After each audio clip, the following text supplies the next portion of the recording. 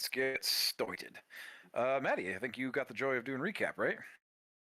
I do. Maddie Cap. Yeah, Maddie Cap. There's some important stuff in Maddie's life that happened, so Mad I felt Cap, there you go. it was important. Do we have the red light? Yeah, we got it. Rock on. All right, Let's go. we start the session by resting up and playing with our boons. The next morning, we find Mako in our wagon and wants to cash in on a favor with Maddie. Wants an escort to Marzenstein. So we find out that traveling in this area has a trade-off depending on if you travel at night or during the day. If you travel during the day, you face issues with resting due to the cold. If you travel at night, you face issues resting due to the heat. So we decided to sleep when it's cold since we prepared for the cold to counter it. Just a small reminder to the group, Pico is still not officially part of our group, and that's going to need to be addressed. So it's taken 2.5 years to get here. So I'm going to go ahead and just read my journal entry. When the team started to settle down, Maddie found Malin alone in the clearing.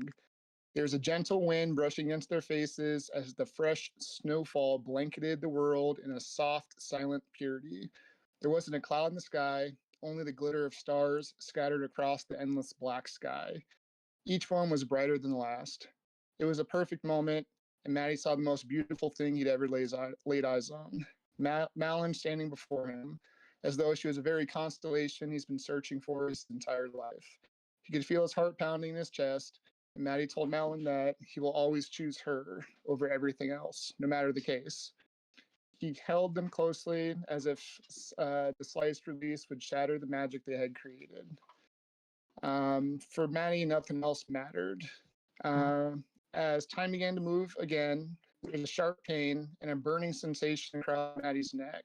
The venomous warmth creeping slowly through his veins, freezing him in its suffocating grip.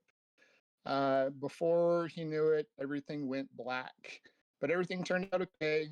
Drew saved Maddie with healing again, and Maddie awkwardly left embarrassed like always. We traveled with no major roadblocks and arrived at the checkpoint. There's a nervous exchange between Drew and Quinn about the Trinity Church and the children of Danu that shakes Quinn up. In a cute fashion, Drew says, "I just plumb forgot." We narrowly get through the checkpoint again, with the guards questioning our group's tribal papers. But we end up being okay and decide to split groups to go to the castle and to an archery contest.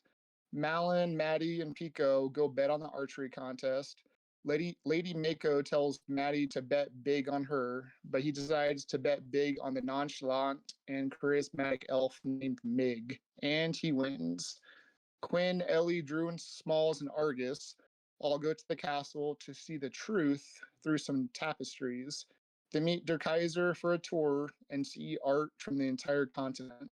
The most interesting scene are 5 that seem to depict history from over 1,000 years ago. The first tapestry starts with talks of a king, a queen, their son, and daughter. The second tapestry talks of everything being great in the kingdom until desire comes from the queen. Born of the queen's dreams as a lover from beyond the stars and realm. The third tapestry talks scheming and betrayal. The queen and her lover meet in the shadow of the moon, but they are discovered and the queen is put in shackles on the earth and the lover is forever banished. The fourth tapestry depicts a broken king and kingdom. Without light, there is no shadow, the darkness unchecked. The kingdom suffers and angels fall from the sky like tears of blood. The fifth tapestry and final shows sadness, a broken king, the son tending to the dead, the daughter retreating to the forest to preserve what she could, and the queen, forever chained to the earth, always staring up at the stars. After that, Quinn and Drew have a sudden realization that they could end up being on opposite sides of this war, but contemplate that in silence. And we actually end the session with everyone back in town. Argus and Pico are the life of the party with Mig at the beer garden. Every time Pico eats something, he yells, "Tastes like chicken." Maddie and Malin are hand in hand on their long anticipated date, and Quinn, Ellie, Smalls, and Drew are headed towards the wagon to research and let the weight of their discoveries sink in. And that's where we ended. Oh yes. Beautiful. Inspiration. All right. Is there anything anybody else wants to add before we dive right back in? All right. We go right back to the interior courtyard where this archery contest took place. It's a big, multi-hundred yards, big open space. It looks like any kind of like sporting event could go on here. Hell, it's like a jousting, big giant melees, this archery contest. It's a big space, and often often one of the sides there is this little beer garden with a bunch of various food wagons and culinary wagons that have all kind of circled around. Big crowd. Everybody that's traveling, even some of those off-duty soldiers and everything, have all congregated here. There's a big uproarious laughter. There's some music being played. Everybody's having a good time, and at the center and heart of it all, you guys, as like I said, some time passes, and you all begin to cross your paths here. The group that's leaving the castle, some of you are making your way back towards the wagon. Others break off and make your way to the food carts for some beer and some snacks. Malin, you and Maddie are there. You're helping a very, very weakened Maddie still. Kind of just helping him move along, kind of, being the crutch to his pain and everything that's going on right now. Well, you're still able to find your private moments away from the crowd, at least. Argus is there chopping away, frying away with his fellow culinary aficionados. Pico and his new friend Mig just laughing it up as the life of the party. Drinks are being passed around, everybody's eating, having a good time. Last session, though, Argus, you managed to spot that Maiko is also in the crowd, making plenty of new friends as well, just kind of making her way through. She's a very attractive woman. She's also kind of a little flamboyant, a little outgoing. She's easy to get along with for the most part. But yeah, she's definitely making her way through the crowd as well. What's everybody else doing right now, though?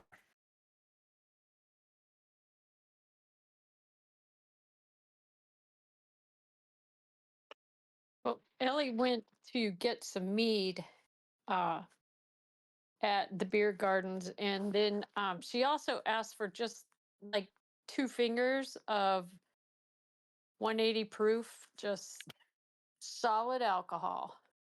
Just Some 2 fingers. some hardcore grain alcohol. Yeah, some hard grain alcohol. She has Okay. an idea to use it for, but Okay. You know what? Roll me a persuasion. It's gonna be. It's a bunch of food carts. There's not really anybody sporting a whole lot of hardcore stuff here. It seems. Let's see what happens. all right. Oh, let me open that. Sorry, I opened everything but that app. So a persuasion.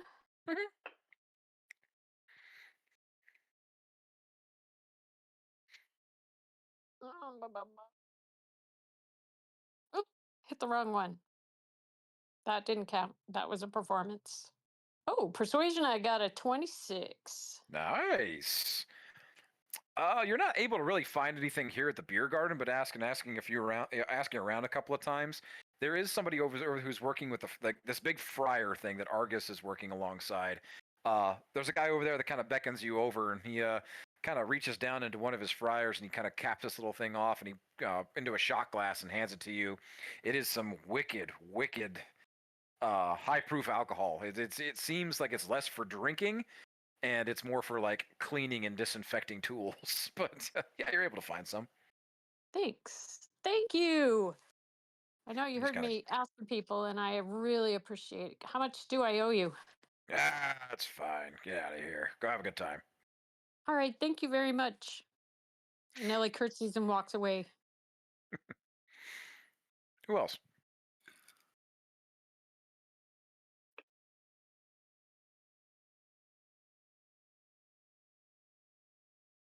Okay. Pico. You notice though, as like rabble rousing, everything kind of tends to carry on though. But you notice suddenly that Mig, your new friend, his mood shifts suddenly. Like he is laughing, smiling, having a good time, and his eyes narrow, and he looks off at looks at something off in the distance, and all of a sudden, just the smile's gone, and it goes a little pale in the face, even more so than he is already. But yeah, it just kind of shifts all of a sudden, looking off away from the crowd. Hey, Mig, buddy. What's going on, dude? Hey, Pico. Hey, bro. Um, Actually, Pico, go ahead and make a perception check real quick. Cool.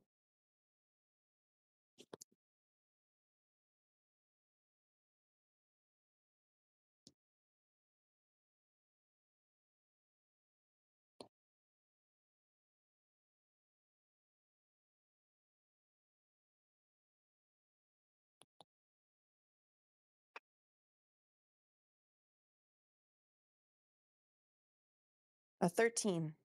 13. He's looking away from whatever he's looking at is definitely not in this crowd. Seems to be somebody off in the distance. Hey, Pico. Stay cool, bro. Okay? I really hope we cross paths again one day. Take care. He grabs his stuff, downs his drink, hoists this bundle up over his shoulder and straps it across his chest and begins kind of making his way away from the crowd. But wait, how can I get in touch again? You were like so fun. Where are you going? On a 13, you kind of like say that. On your 13 perception, he disappears into the crowd completely. Kind of pulls a bit of Me? a John Wick as somebody like passes by and he's just gone. So I'm gonna just ask the crowd, like, have you seen this awesome like guy? And I'll just keep asking around as I'm trying to find my way back to find someone from our group. Okay.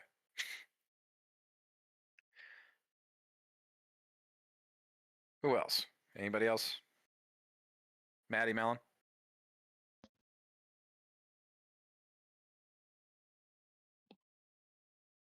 I think I'm just holding on to Malin and trying to not collapse. I don't think there's anything extra. Okay. A little bit more time passes. You all make your way back to the wagon, settle in. Okay? The evening is setting, the day's coming to a close. You kind of look up, it's like there's still some time left in daylight wise. You could venture out for a few hours from the castle and get started north, but for the most part, everybody kind of looks and agrees that it's probably better to start fresh first thing in the morning. Any complaints? None at all. You all make camp. Like you pull the wagon out of the inspection area, past the open lot where the archery contest and everything, the beer garden, everything, and the noise and the gathering, and you pull yourselves towards the main gate that's leading north out of Castle Wolfenstein. And this is the main gates leading to north towards Marzenstein capital proper and the true wastes of the dukedom. But just off to the side in the interior of the fortress, though, is a little campground. I say little, but it's more than enough here probably to park, 30, 40 wagons at least. But every little individual lot or so has enough space for everybody kind of stretch out, put your sleeping gear out, or whatever else you wanted to do. But yeah, you kind of just make camp amongst your fellow travelers. There's probably another dozen or wagons or so that are still here. Plenty more still back in the inspection area held up. But yeah, it's cozy. Plenty of fires and stuff going up, people moving around. You all begin to kind of bed down and start making camp.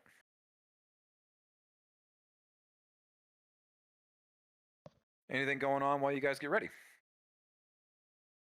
Yeah, just Ellie approach wants. the group. Oh, Go ahead. Pico, approach a group. I was just gonna say, guys, you wouldn't believe this guy I met at this archery tournament. His name was Mig, and he was so cool. And then he knows how to party, guys. We're gonna have to keep an eye on him. He vanished though, but hopefully we'll see him again. You all say Mig, and Smalls immediately grabs his stuff and starts making a beeline towards the main gates. Wait, Smalls. Doesn't say anything, he just heads off towards the gates. Man, should Do you think I be running? Like, should we this is follow? the second time it happened. Boys will be boys. I'm sure he'll be fine. Yeah, if you say so. Maddie, as you kind of like weakly start to get up, all of a sudden you're like, should we follow? There's a little tug on your sleeve. Well, I'd say whatever you're wearing at the time, but there's a little tug on your shoulder. Maiko approaches you. She's looking at you very solemnly and sad, but it quickly passes, and she has this big goofy grin on her face, and she hands you a small purse. It's got the jingle of coins to it.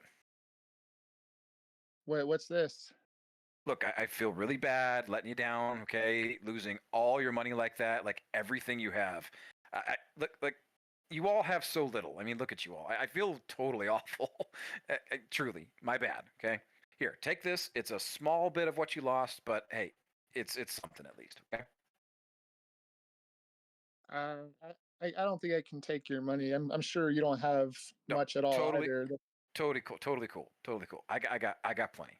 I appreciate it. I felt bad about losing. This is my small way of saving my pride. I don't blame you, Mako.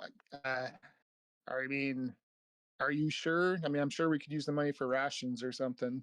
Totally, totally. Hey, if it makes you feel Okay. any better, if it makes you feel any better, say that I'm paying for my food. How about that? I knew I liked you, Mako. Okay, I'll accept it. You got it. Appreciate you, Maddie. Now I am gonna go.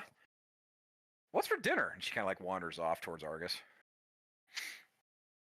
Do I have any perception or anything going on possibly Of between that exchange? What are you looking for? 10 gold pieces. Like your 10 gold pieces? Yeah, I want to see.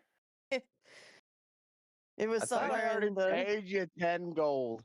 Yeah, so you have your 10 gold Yeah. pieces from Argus. Yeah, you gave me 10 of yours, and I felt so grateful. But I'm still missing my own 10 gold pieces. Yeah, you still got your 10 gold pieces.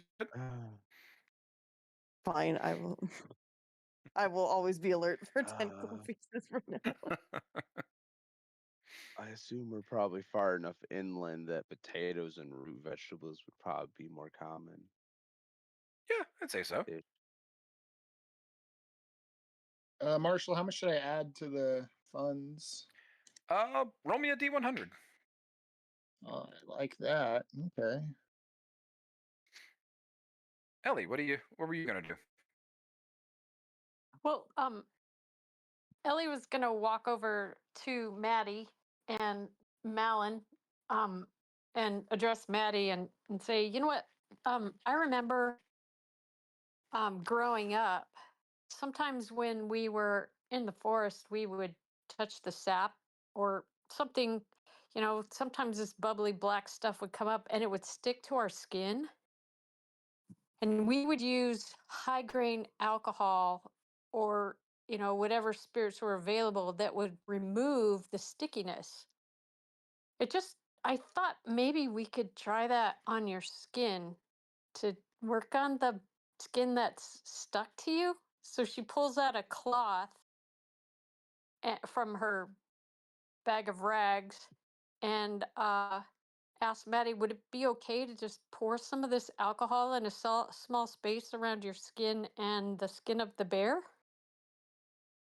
You want to pour grain alcohol all over me? Not all over you. It's just a test, just a small spot to see if the alcohol does anything to help remove that bear skin from you. Yeah, sure. Let's give it a try if it worked back home. Yeah. So do I need to roll anything, Marshall, or? Just a second. Go ahead and make me a medicine check. Righty.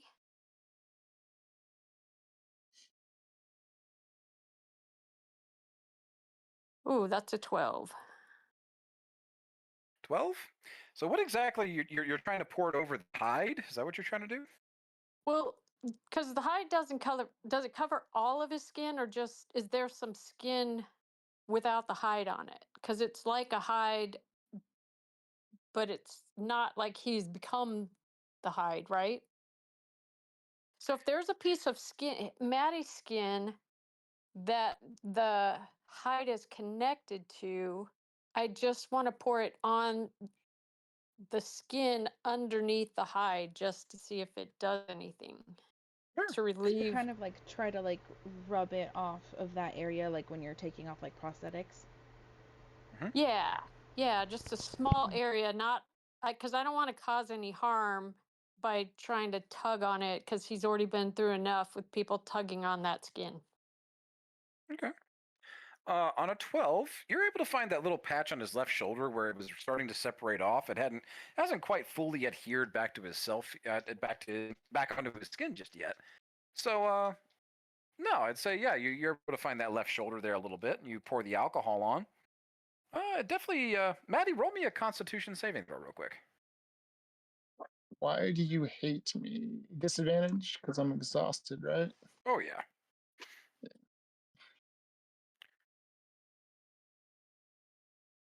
We could use Fif- to roll it 15. flat. 15 on a disadvantage. Not too bad. Yeah. Yeah. Okay. Ellie, as you're starting to kind of pour this grain alcohol on Maddie, it burns to high hell. Like there's nothing. There's nothing to it. But all of a sudden, on your 12, you're starting to. You feel as if like it's starting to eat away a little bit. It's starting to loosen ever so slightly. So yeah, maybe it's like if you want to give it a tug. Maddie or me? You're working on him. Okay, so I pull just slightly to see if it's gonna come loose. And does it give or does it just pull a skin with it? As you start pulling, all of a sudden you hear this wicked as it rips away from his shoulder. It feels as if it's like you're ripping off, frankly, necrotic flesh, and it peels away relatively easily. Maddie, you take not too bad. You made the saving throw too. 12 points of I'm gonna call this slashing damage. In fact, as it rips away from your shoulder and all the way down to the muscle and sinews underneath that are exposed, and you can actually see a little bit of the it almost like it's rhythmic, almost like you can see his heartbeat bouncing through his muscles as you peel that away. It's only about 6-7 inches or so. Yeah, I'll probably give a little scream with it this time. Sorry, I'm sorry. I just thought it would pull off. I'm gonna Without grab the pulling I'm your gonna grab the skin. grain alcohol and actually start drinking it pretty heavily. I hand it to him. It's like, sorry, it was just a test, and this is yours. I thought if it would help, then it was yours anyway. So, yeah, I apologize. I just thought maybe it was a gooey substance, but It was So, definitely it's worth a okay. shot, and we did make a Well, little bit of progress at least. Yeah, I think we can leave it for now. Well, I'll figure it out. yeah, we'll just pour a little more of the alcohol to keep it from getting infected. I know it's gonna sting, but drink the rest.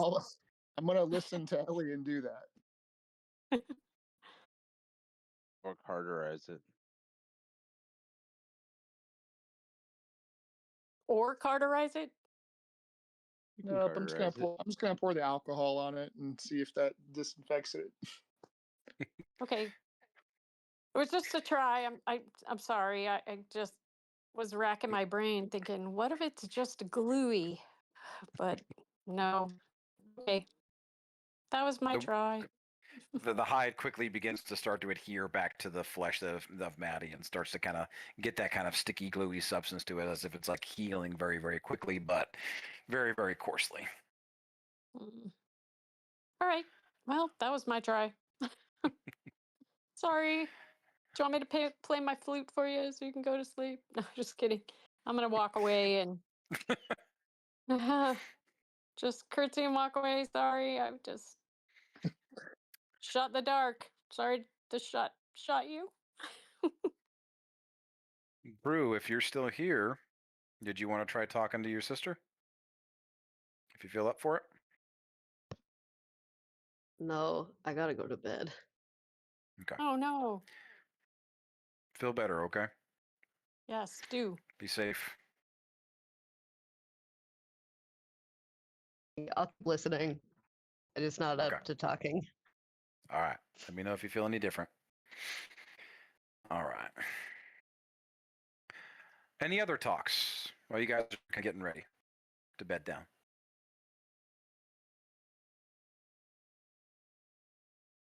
Argus, you said you were doing something with potatoes and root vegetables?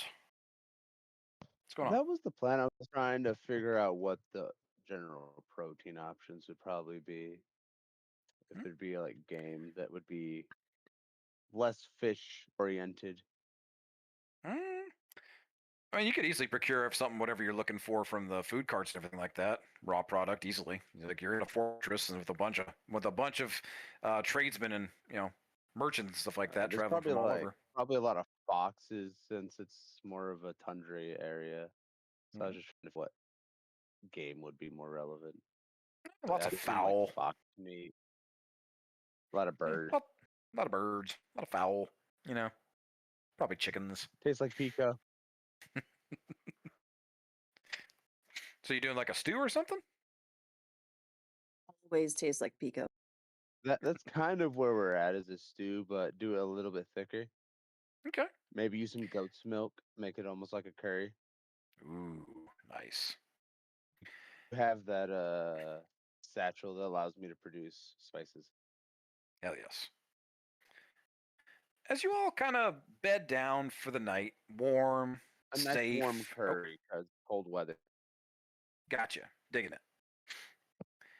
As you all kind of bed down for the night, though, warm and safe inside this massive fortress, it's like, yeah, like there are soldiers everywhere, hundreds of them. It's like you haven't felt more secure in a place like this for in a while. In fact, it's uneasy. It's a strange place for a lot of you, but you're all here, and gently, as the night goes on, you all go and gather up some food and enjoy enjoy this curry that Argus is cooking up and just devouring it. Thermal lanterns burning softly. It's nice. It's like it's warm. It's welcoming. It's like, yeah, you're feeling pretty good. Is there anything going on or any conversations anybody wants to have or anything before you guys take a long rest? Ellie's gonna sit and just kind of pet Ernest and see if she can just get more comfortable with her new cape. Okay. See if He's all she about can, it. yeah. So she's just gonna talk to him like she talks to other animals and tell him how much she appreciates him and thank you for keeping her warm. And it's a real blessing to have him. And I'm glad that the Buyo presented him to me and that, I hope we can become friends. And if he needs anything, I don't know how to communicate with him, but I will talk to him like just real cooey, like I talk to other dogs or pets. And Okay. just Perfect.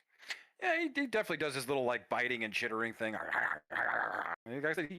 He nips at you every once in a while, but it's more playful than anything. He definitely seems to be very, very comfortable already.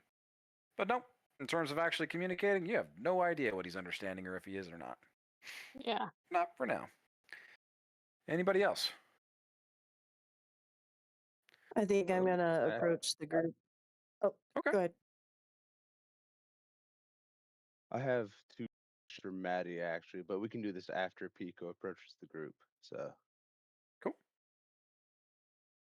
I was just gonna say like, hey guys, what's paperwork all about? And what happened back there? uh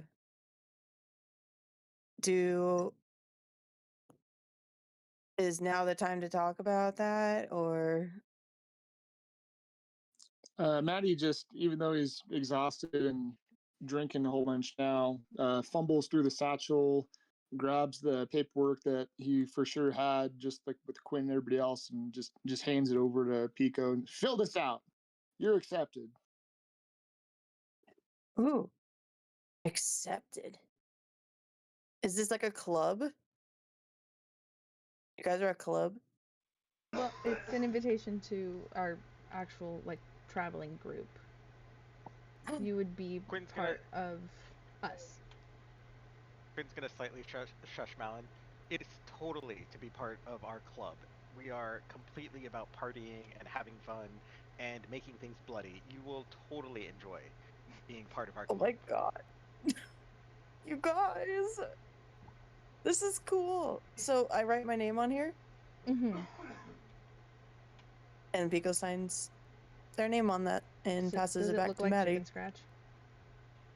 Oh yes, it is just a bunch of chicken scratches.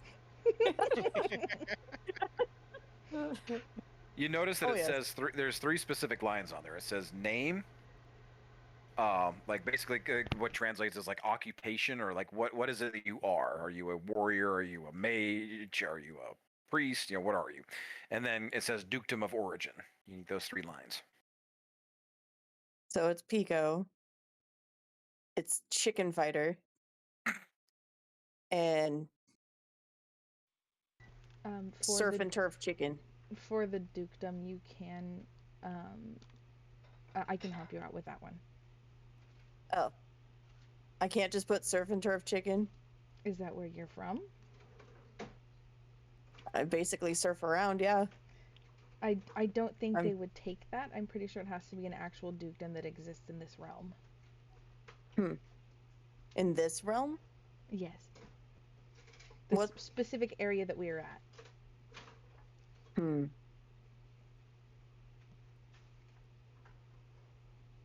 Interesting. What sounds like an awesome dukedom that I can just put down?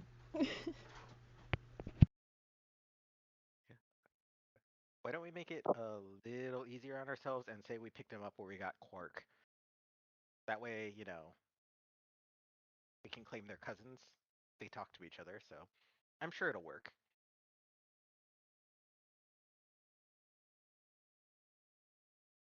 Oh, sweet. Where did I get picked up? That's a good question. Quinn's going to stare very pointedly at Maddie.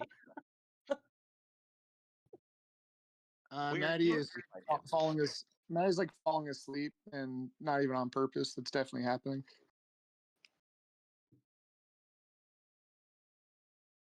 Can we hold off on his paperwork for just a little bit? I think we're gonna need a little bit more. Coherency. Sweet. Coherency, and we don't want them to accuse him of being part of the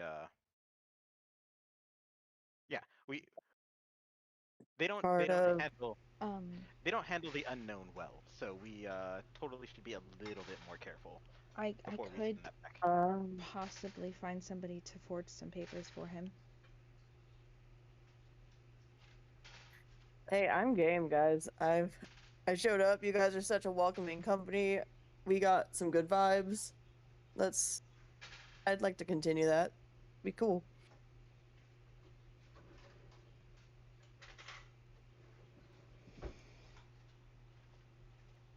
Awesome. So we'll totally just find some paperwork somewhere, and then we will make you official. For now, we're going to say you're tagging along to see if you want to join us. Okay. That works for me. Okay. Gonna whisper to So- Melon. Do you know where to find paperwork? Well, I'm gonna like look around. Are there any like guards nearby that could possibly be listening? Off your passive perception, that doesn't seem to be. You're in your campgrounds. I mean, you're about, you know, 20, 30 feet from the nearest other wagon, but there's a lot of people moving around and very noise from the campfire. There's other things going on, so it's like you're away from a crowd, but there's nobody like outside of your immediate group that's in your immediate area. Okay. I'm gonna like low whisper to her. Well, my papers are forged, and I could possibly get some forged paperwork for him as well. I'm not sure about how much it would cost, but it was done previously through the Hive, so. Oh, I guess I don't know that much about your background. So, I haven't we'll really totally talked figure it much out. We about got it. this. Mm-hmm. We're boss bitches. Somebody's bound to help us out. But yeah, We gotta- I might have to reach out to my queen again, and that has been quite some time since I've done that, but I could potentially do that. Whatever we have to do, because apparently she's gonna look at Maddie, who's passing out, look in the directions that Smalls ran. Mhm. We're gonna have to take care of ourselves a little bit. Yeah. Yeah, I know. We can. We'll be okay. I'll probably send her a message tonight.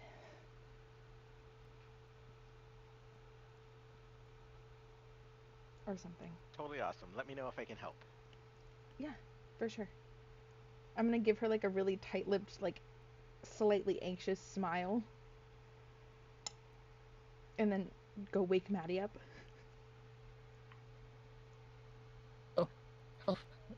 Hey, Malin. Hi, do you want to just lay down for a little bit? With you?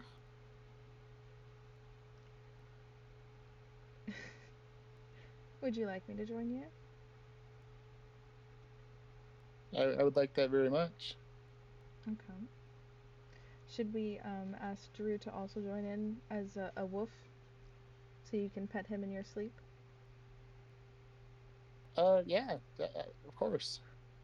Absolutely. Mm-hmm. I don't know if Drew's here, but I will ask Drew. Drew's still listening in, but I would imagine they would have no argument about becoming a wolf to join the cuddle party. Mm-hmm.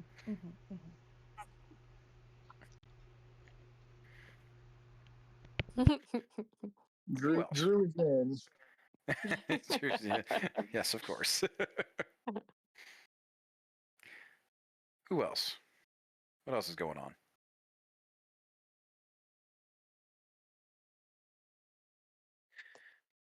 Since Ellie just transits, can she look through the primer again?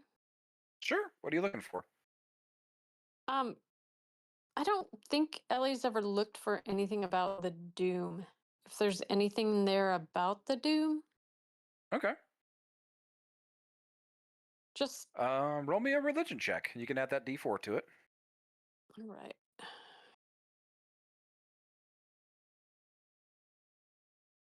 Oh shoot, that's a 4 plus a D4. That would only be an 8 8. if I got it. Let me roll it. Okay. Nope, it's a 4, 6. 6.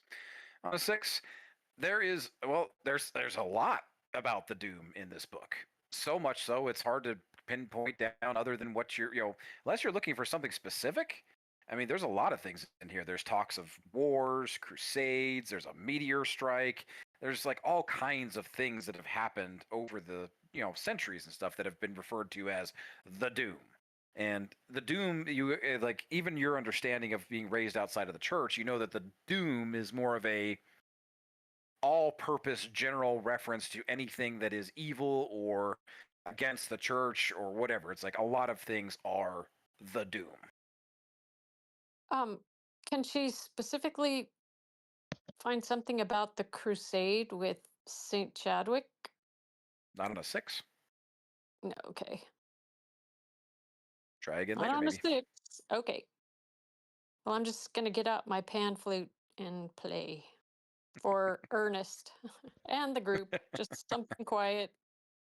Perfect. Anybody else? So spell slots. Quinn is going to hop on the back of the wagon to go examine the giant moon sword we have, because I'm assuming started off Okay. when he grabbed the bag. You hop up in the back of the wagon? I hop up in the back of the wagon. Okay. As you pull out the giant moon sword, all of a sudden you're like, ooh, that's shiny. Maiko is also in the wagon. Yeah, it's... Actually, I've got a question. Can you hold this for a sec? I need to compare it to something. Oh, yeah, sure. Here. You hand it to her? Yes. Yeah, slam! It immediately crashes into the floor of the wagon and pins her hands on the wood. Oh, shit! What the fuck? Oh, I'm sorry. Fuck. Totally my bad. I totally have my other friend hold it, and he seems to do it just fine. So Rude. Ah, sorry about that. damn. Uh, You know gonna what? cast Healing Ward. Yeah, thanks. Least you could do. All right. I can see you want to be alone with your giant ass fucking hunk of metal. You know what? I'm just gonna go. Thanks. Whoo. Ah. She hops out of the wagon.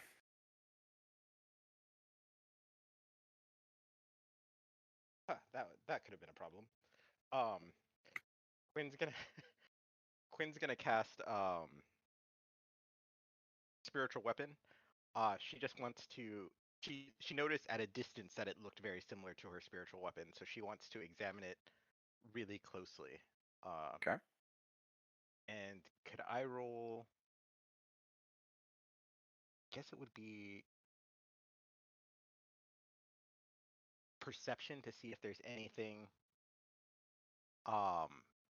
any like other than just the similar shape, if there's anything noticeable, that might have these two things linked in some way.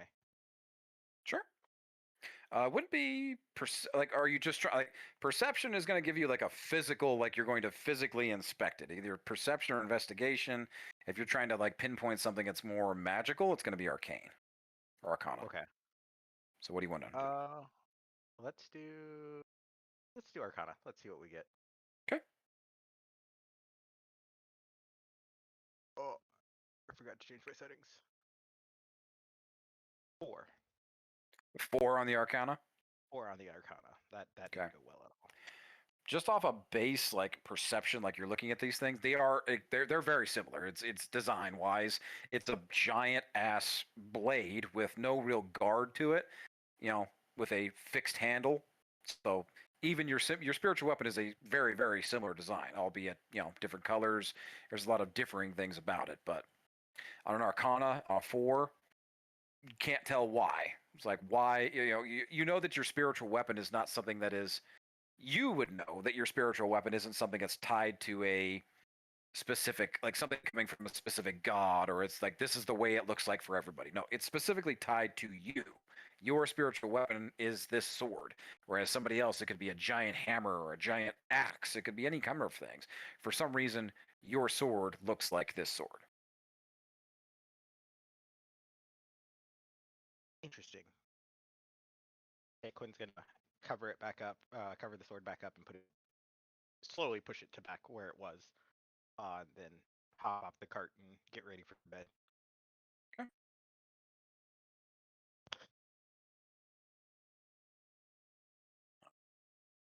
Anybody else? I forgot what part Argus was working on to help upgrade in the cart, but what was that again? Roll was? You're working on the go here to tinker your wagon. It's been a minute. My bad. Argus, you are doing the investigation parts, but you're not there just yet. Basically, when you're leaving here, the next long rest after you've left here, then you'll be able to try again. Understood. Yeah, you're doing the switches and stuff like that in the wheel lock. And you're doing the investigation checks versus Ellie's working on the Arcana, the music box portion. Understood. Make sure you guys are keeping track of how far you are on that. I believe Ellie finally got the first lock last time. Did you get the second lock last time you checked? Or did you unlock just the first one? Ellie? No, I'm asking Argus. Oh, I don't even think I actually succeeded in the first lock. I know you've Is this for exceeded. the, wagon? Yeah. Okay, that was me. I succeeded in 2 of the mechanical locks. Okay, so you are on the third check. Yep, 3rd check. Okay. Okay. Because you were helping him out. Okay, that's right. Ready? So yeah, basically after you guys leave here, after your first long rest after leaving here, you'll be able to try again. Because it's every big travel check, every 3 days essentially, or more. That's why I was ahead of myself. You're good. I see. I'll probably sleep in the cube to help reduce space, since it's limited space for the thermal cube. Okay. So with that, all right. Anybody else before you guys take your long rest?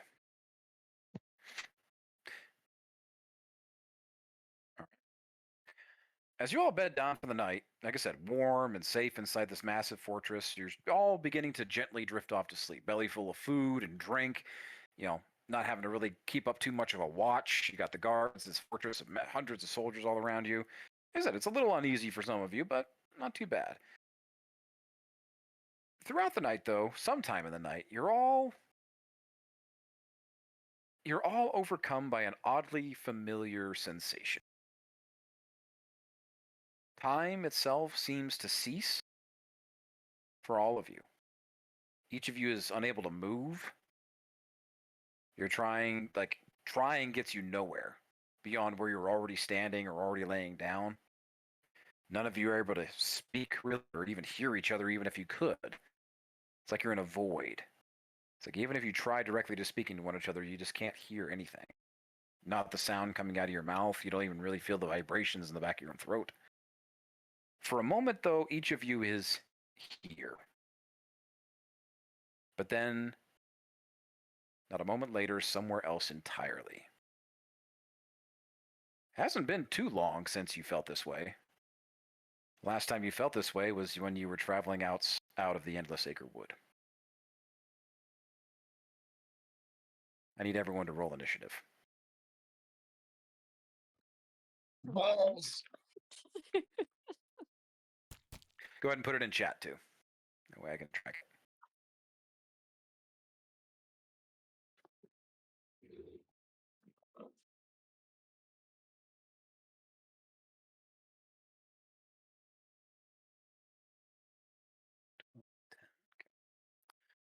Wow, 12.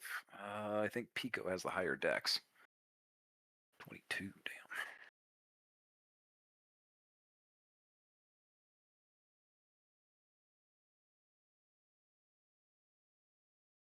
Jesus, on that 20, yep. All right, 1, 2, 3, 4, 5, 6. I believe it's everybody because Drew was just listening in for it. All right. Maddie's all fucked up. That'll be Pico.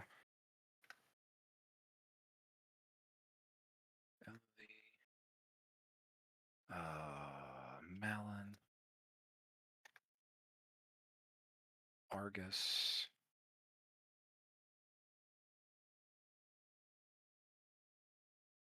And Maddie. Okay. Making sure I'm seeing everybody here.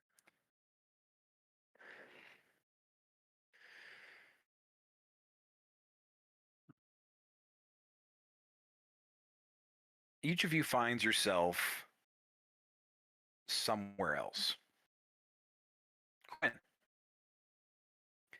you awaken in this endless expanse of just darkness. The floor is this reflective, maybe 1-inch deep layer of water, but it too is endless, stretching far beyond this borderless expanse. There's no mountains, there's no trees. It's not cold, it's not warm. It's just a quiet exile of sight and sound.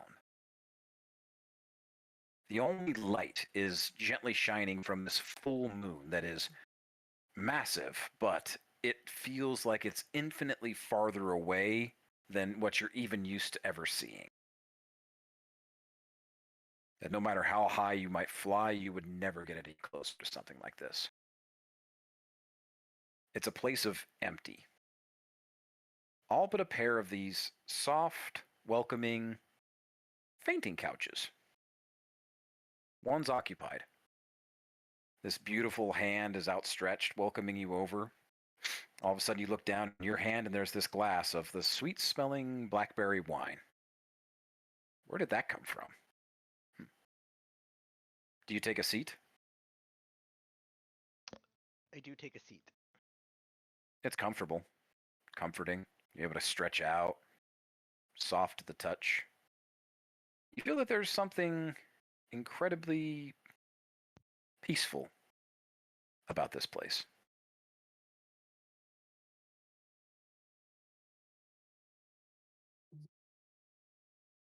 Quinn's gonna stare, expectantly at the other person who's sitting. Oh, you recognize her. Oh,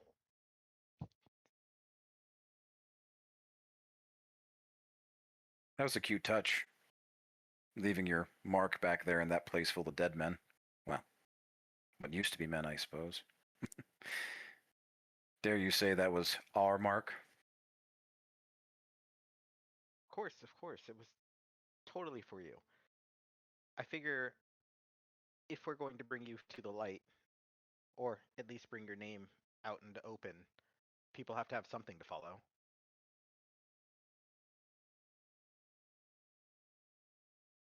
Should I expect you to start to evangelize in the streets?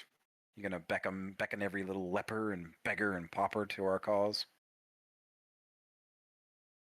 Of course not.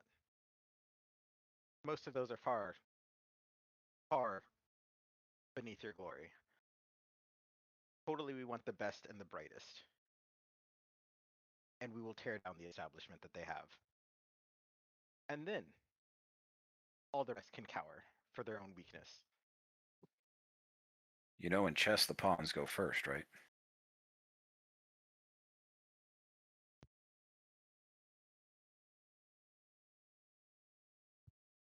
Huh. Didn't consider that. So that's your plan, to go up against this trinity. They're zealots, they're conquerors, with the best and the brightest. Not entirely. I want to know the truth first. But I also want to make sure you are brought to the forefront. Or, if you have another wish for me, I am completely accepting of your desires. How understanding of you. You say all this, but you know full well what will happen if they catch you. Of course. But where I was before, like, I totally wouldn't even be remotely here. It's But you're your willing to divine. go back? I What if don't- I told you? What if I told you I can't save you again? What if I told you I gave- won't save you again? You gave me a touch of freedom.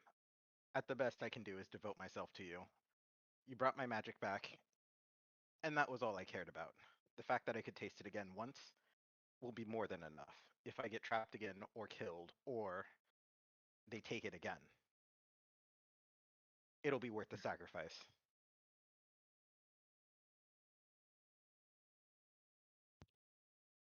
I appreciate your faith, my brave priestess. I am pleased with my decision on you. I'll tell you that much.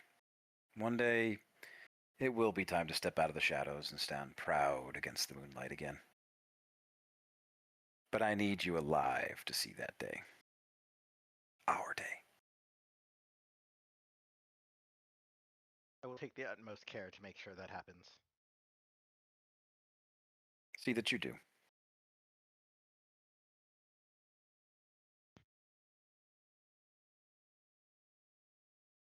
Well, Where you're should I go here. next? Just keep traveling. You're on the right path, as right as any of them can be. Look how far you've come in just a short time. You're right where you're supposed to be. If this group hadn't come along, you'd probably be wasting away still back in the Endless Acre Wood. Yeah, they're totally awesome in some ways. They have their eccentricities. Uses.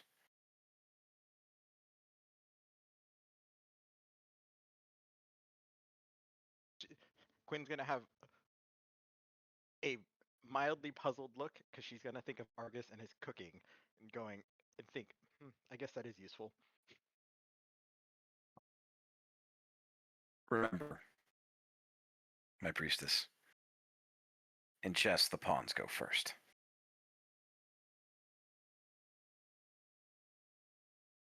Are you gonna Understood.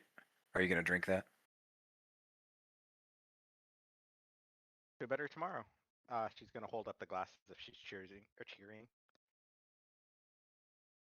She nods her head. Quinn is very ungracefully going to down the whole glass in one go. She smiles, amused.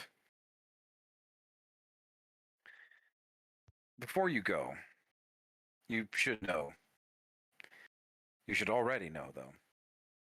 What's yours is mine. You know this, right? Absolutely. But Totally what gave is me everything. mine is mine, is not yours. You understand that? With crystal clarity. Smalls is my champion. He's your protector for now, yes. But he's not yours to command, and he's certainly not yours to follow. One day may come when he has other duties. But those duties are not yours. You're no one's pet. So do not follow like a dog.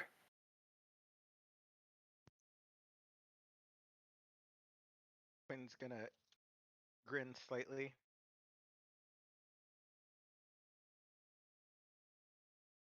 Follow. Huh. That's interesting. She's gonna swirl the glass as if she had something still in it. I don't think you'll ever have to worry about me following someone else. Besides, most of them have no idea what my true nature is. So I totally think I'm playing the part well. She smiles, amused again. And you wake back up. Back in your bedroll, warmed by the thermal lanterns, safe among your companions.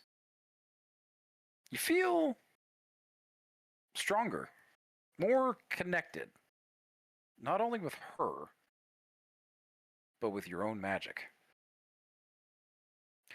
You can go and add the free feat called Cult Initiate whenever you get a chance. Cult Initiate? Okay. So go into Awesome. the website. Go into the website and manually add it Okay, I can do that. whenever you get a chance.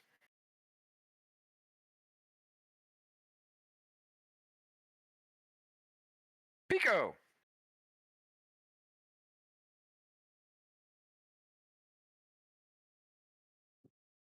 Hello. Pico, you are high. You are so fucking high. Spiritually, emotionally, and in fact, literally. You're above it all. You are above it all right now. The land, the sky, it's all back below you. You're back surfing.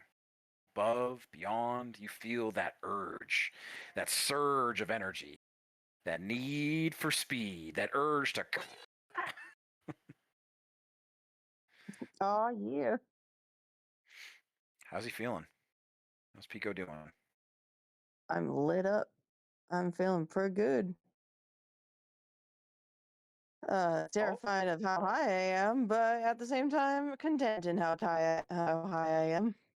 You are just rocketing right now. And then all of a sudden, your voice echoes across this endless expanse. This far and wide as you let out that loud, that happy, happy roar of yours.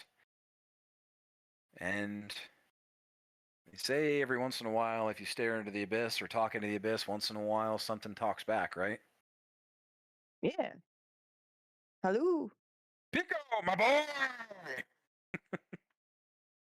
Oh. Is that who Come I here, my think it boy! is? I can't see ya! Grandpa? You're too far away in the Hello? dark! Pico! Hello? I'm just gonna Ah. call out and be like, I hear you. I'll be all right, my boy. No worries. Just go with the waves. Yeah. How you doing, my boy? I've been looking everywhere for you, man. We're here, my boy. We've always been here, and we'll always be here. Here and where? Where? Here and there, my in the boy. sky? Here and there. In the sky. You're not dead, are you? In the sky, my boy. In the sky. Not dead. Very much alive. Up there. That is very good to know. Are your new friends good to you? Man, they invited me in their ranks. Hey, They're don't be pretty bad for a guy. people. Not that I can. Well, you know me. I'm perceptive, but not necessarily that wise. But I think I'm doing a pretty good job. They seem like That's good people. Good. Ah, that's good. Yeah. Where have you been? Just in the sky? Do I just crow to you then? Like, where can I find you? It's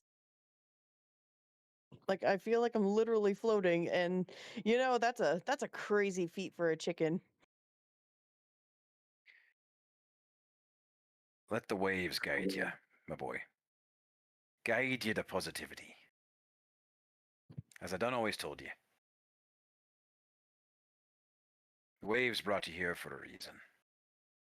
I can't tell you that's why, but we always trust the waves. Righteous. It is such a fine day out in the waves. It is. I can't miss you, and I can you miss us. We miss you. Hmm. I wish we could see you, but it's too dark here. Much too dark. Dark there? Okay. Do I've been learning some new moves that could probably light up the sky. Do I need to light up the sky? I need you to just keep surfing, my boy. Just Okay. glide. No matter how rough the waters, just remember to glide. And you remember, no matter how dark it gets, no matter how far the dawn be, remember who you are. And you awaken. As soon as you let out that chest bursting, you wake up. But you are not safe. You are not warm. And you are not in your roost back in camp. You're in the sky. Hundreds. Nay, you are thousands of feet up, and you are falling right now, rocketing down towards the ground at terminal velocity. Grandpa, why? 3,000 feet. I am going to do 2,500 feet. a wing flap. I can use my feather arms to propel upward a distance equal to half in conjunction with the regular jump. Oh, not while gliding? No, you jerk! 2,000 feet. I'm going to use gust. Try and propel myself up a bit. It's just at will. It's 30 feet. 1,500 feet. I'm going to cast 1,000 feet. guidance on myself, and we're going to use danger sense. You are fast now No, approaching Castle I'm just going. Wolfenstein. All of these jagged peaks of this like fat castle fortress are getting closer and closer as you are just rocketing towards the ground. Well, I'm going to do gonna hurl myself like I just got kicked from Smalls, and I'm just gonna wind myself up like a ball and just crash myself with the thunder. You feel a soft embrace across your shoulders, not the wind. It feels as if somebody's kind of embracing you, and you hear that voice in your ears again. No matter how rough the waters, just remember to glide. I'll just spread out my wings and go glide. You let your arms out and you just like rocket up a little bit, and then softly begin to like, yeah, you're closing like hundreds of feet per second. Then it's a couple dozen feet, and then all of a sudden you are just gently circling and making these big wide swoops as you are gently making your way down to the ground. Righteous. And then you crash into the side of Castle Wolfenstein and go sliding down the side, taking off all these black metal shingles, and like you're trying to grab on with your talons, and you clutch onto the side, and you're not able to grab purpose, so you go tumbling over, and then go falling towards the ground again with just a couple feet more to go, so you let your wings out again, you Fine, fly out, and then you go crashing into the ground face first, and just digging this like trench with your face, and you go sliding right back into just outside of your.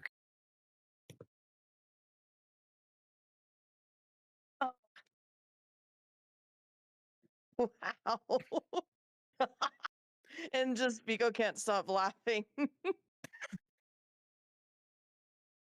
You can go ahead and add the free feet aerial expert to Pico. Yeah. Chickens to fly.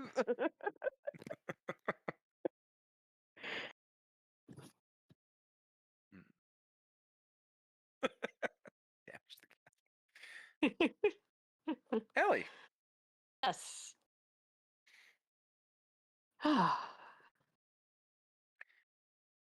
Ellie, you waking back up and you're in Last Hearth. You're back home. Mm. Sun is shining. There's a warm breeze blowing through the great trees at the end of the Sacred Wood. You're back at the center of the Standing Stones, where where your godmother used to hold court or would hold court, and she Yes. is without missing a beat. Her broken spear at her side, and she's surrounded by a dozen or more children, all gathered around. You recognize several of them, in fact, as the children that that Ingus had smuggled out of Sylvaden. They're all done up in their wildling clothing and part of the tribe now. Oh, She seems to be telling really? them all. She all seems to be telling them a story. But at the same time as she's speaking, she seems to be weaving something. It's like a small doll or something in her hand. Speaks. Children are all watching and listening in equal parts, just enraptured with these lessons. Hmm. Mother. She takes a quick break and looks up at you, locks eyes. Godmother. Come here, goddaughter. Godmother. Join us. We've missed you.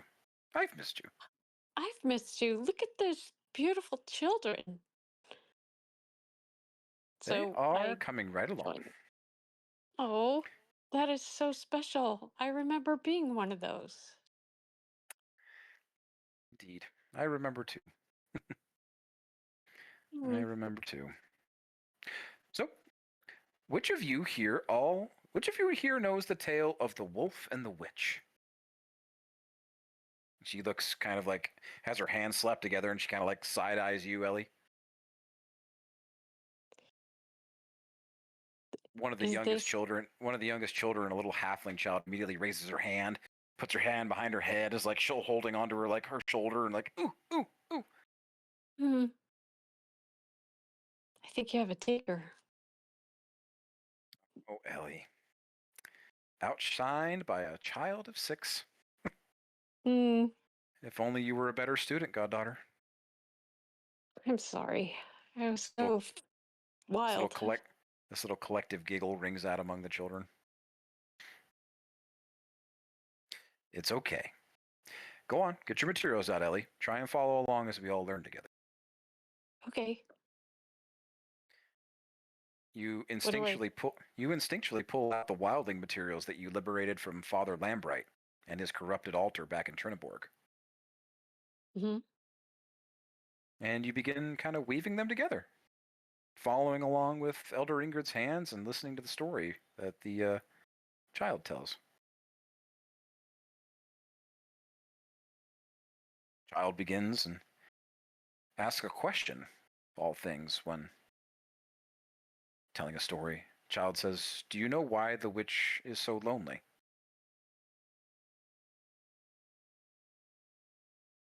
Because she used to have a lover. The witch and her noble wolf, they lived in the spirit world together. Every day the wolf would chase his witch across the burning fire of the sunlit sky, passions burning with their yearning and the thrill of the hunt. And every night they would meet and love behind the moon, their passions cooled like ice. But one of the other spirits was jealous. The devourer wanted the moon for himself, so he told the wolf that the witch had asked for flowers. He told him to come to our world and pick her some wild lotuses. The wolf didn't know, though, that once you leave the spirit world, you can never go back. And that night he looked up at the sky, saw the moon, and howled her name.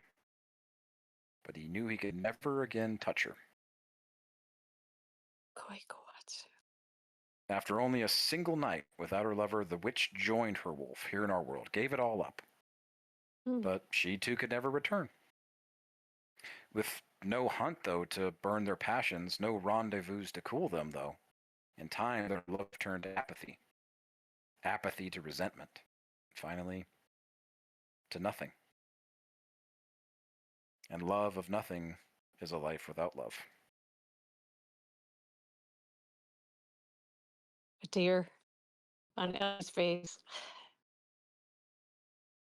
I remember this story.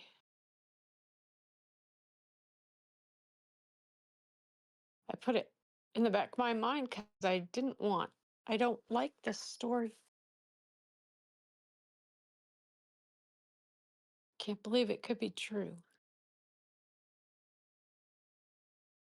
As the story closes, Elder Ingrid asks, "Now, children, who is the devourer?" All in unison, even you, Ellie. All the children speak.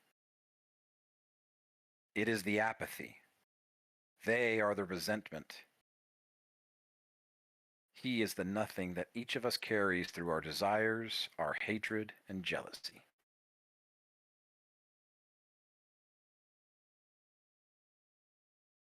Elder Ingrid smiles at you, gives you a little wink. You awaken back in camp. Warm and safe. The small, woven doll in your hands. You can go ahead and add the free feet charm twister to Ellie. Free charm twister. I can show you how to do it later if you need be. I can do it. Ellie's just frozen. It was so good to see, but so I try to forget that story. And she just pets Ernest like he's like her security blanket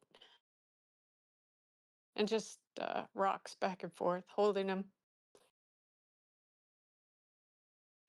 Thank you for the reminder. Malin. Yes. It's been what feels like an age since you felt the knock on your mind, that ringing in your ears, the call. It's her, the hive, your queen. She calls out to you, coursing through your veins. Still, it feels familiar still, but it's like seeing family after years and years apart. Different. What's different? And then you look down at your hands and, oh, yeah, that's right. It's you. You're different. Maybe you don't have to answer. Just a split second in your mind. Maybe you don't have to. Maybe you'd never have to answer again. You're here now, living this life with Maddie, your friends.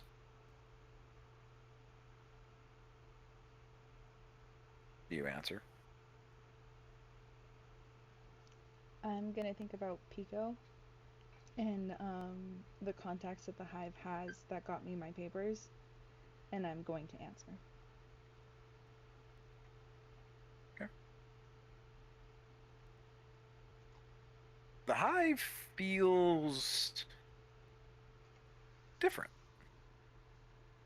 It's still loud and overwhelming, like a billion voices all speaking out at once, but focused. Singular now to you, in a way that you can't remember it ever being. Everything in here feels different, smells different. The honey is sweet, but it's sickly sweet. Fouled. Wait, does honey go bad? No, it doesn't. Honey's eternal. It's got to be a trick. Yeah. And then you see her. You hear her before you see her, though. Her, the great Queen Ilzebub, in all of her glory. But she, too, is different. You've known her form to shift in times of war and strife, and even at her pleasure. But this is almost human? Why? Why would she take such a form?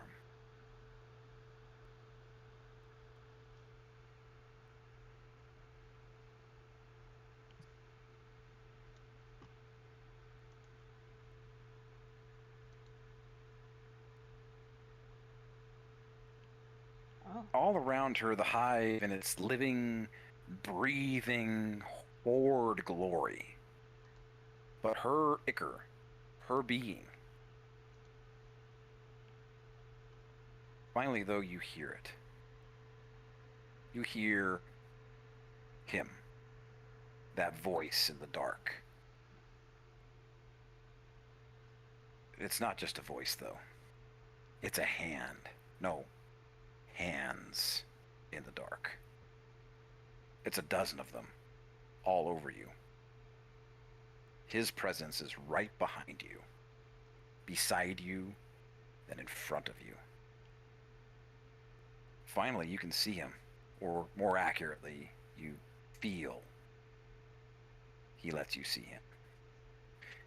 He grins at you from behind these eyes that are like empty voids, a mouth that's twice as dark and empty. His hand's still on you, all directions, caressing you, feeling every inch of your evolved form. One hand moves across your neck, and you feel this long, razor-sharp edge as it courses across your naked throat and then up your cheek. How like you my gifts?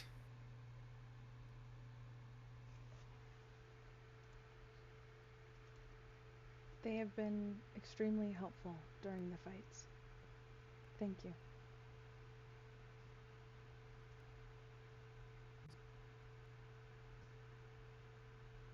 Good. I aim to please. What about you, Malin? Do you aim to please?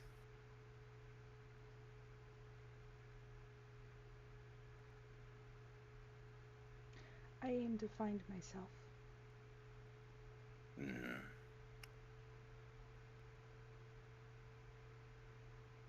Our queen has a task for you. Don't you, my delicious?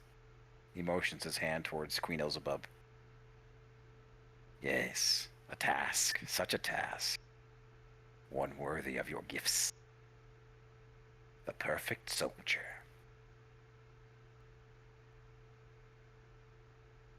Am I to still hunt down the others? You would do well to kneel before your queen. Or have you forgotten all etiquette? Forgive me. And I'll go ahead and kneel.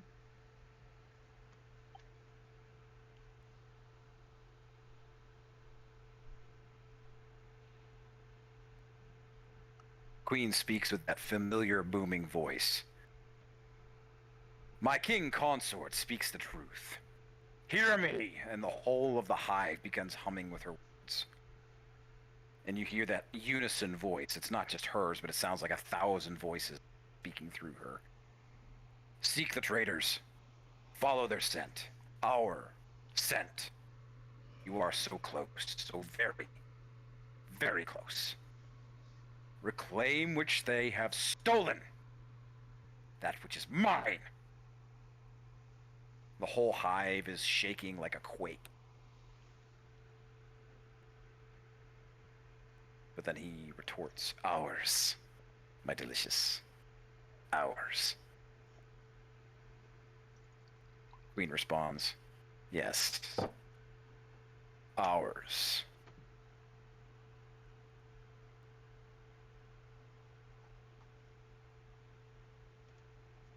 Of course, my queen. Of course, my king. Perfect soldier. Use your gifts, morsel. Hunt them. Find them. Take back which they have stolen from our beloved, our queen. Will you How- serve?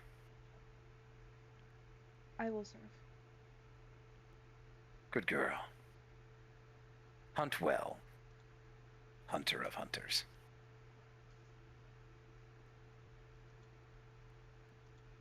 How will I know when I have found the item that has been stolen? Oh, you'll know it when you see it. Don't worry about that. And how will I return The it to you? surrounding world of the hive is beginning to darken. And it's almost like a thick fog kind of rolls in and obscures everything else around you except for you and this king consort.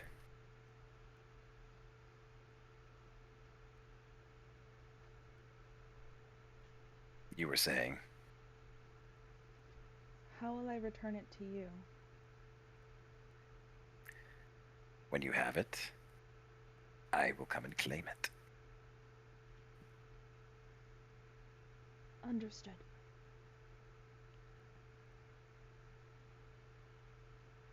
Something on your mind, morsel?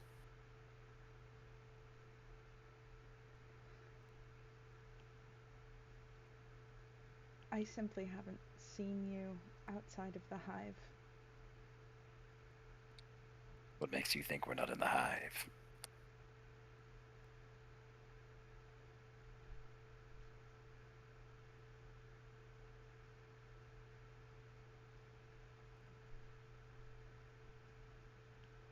She's gonna kind of like look really, really puzzled and like stare at like the floor while she thinks about that.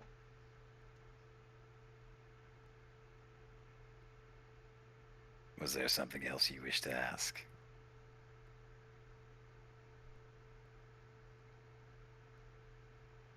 No, my king.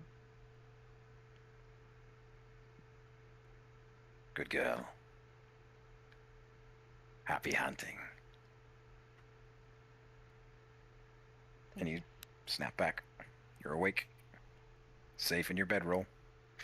Maddie still sickly and sweating beside you. Drew the wolf cuddled up at your feet. You're restless. Uneasy. But hey, orders are orders, right? You can go ahead and add the free feat Hunter of Hunters to Malin. Got it.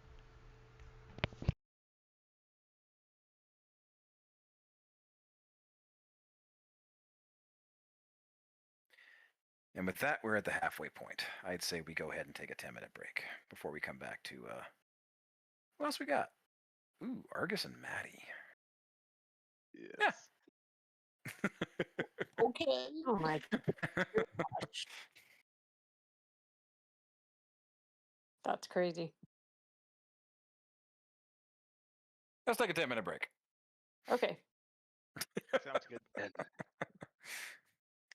Yeah, that sounds great. Sure. Oh, I don't think I have actual.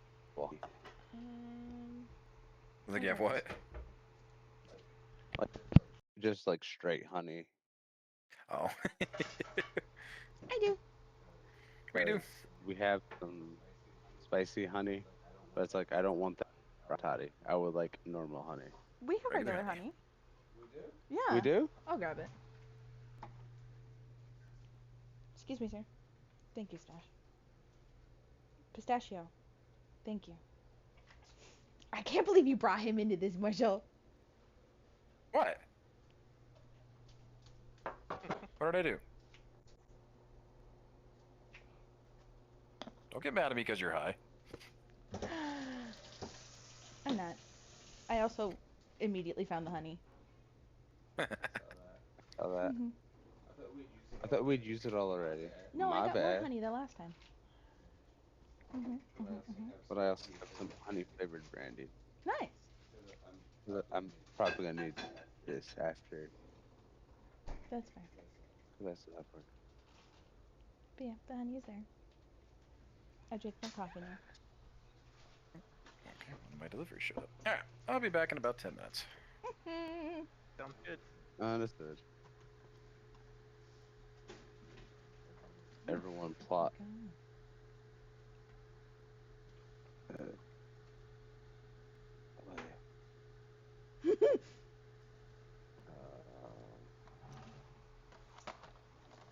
Hi. I thought my cube would be safe. That was a lie. That's how you spell things.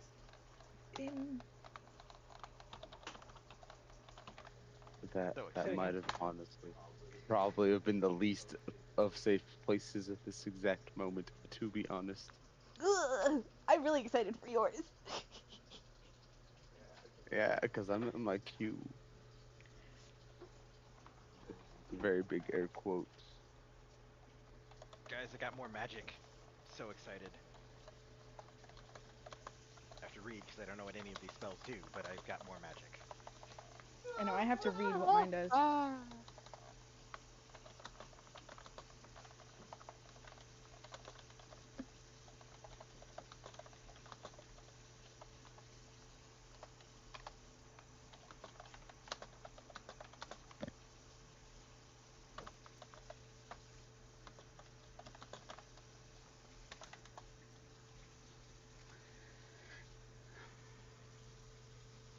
Oh! As a bonus action, you can scrutinize a creature to spot its vulnerable points. The next time you deal damage to the creature before the start of your next turn, you ignore their damage resistances, if any.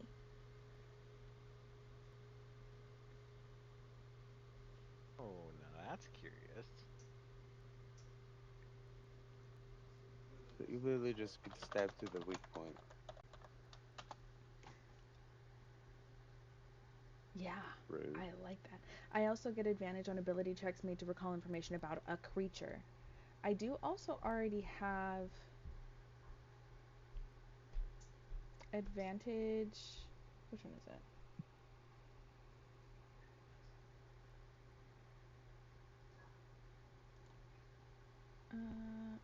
Where are you? I know I have advantage on survival checks. Okay, yeah. So I have advantage on survival checks to track Fey, Fiends, or Undead. And advantage on intelligence ability checks to recall information about them.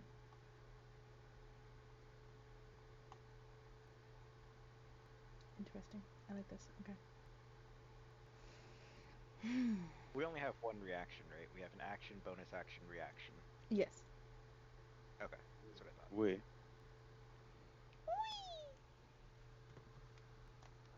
I really do hate knowing so many random responses in other languages, but not knowing more than that in the language. Show my laziness.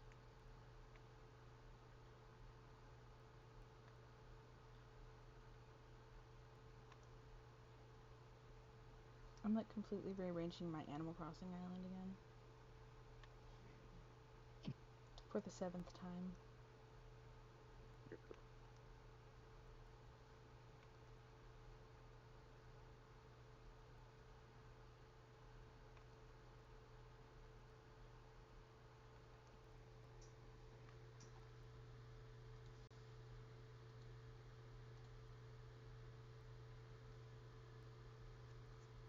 Ooh.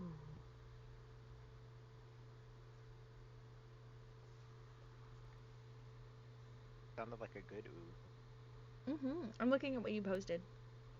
Oh, okay. Mosquito.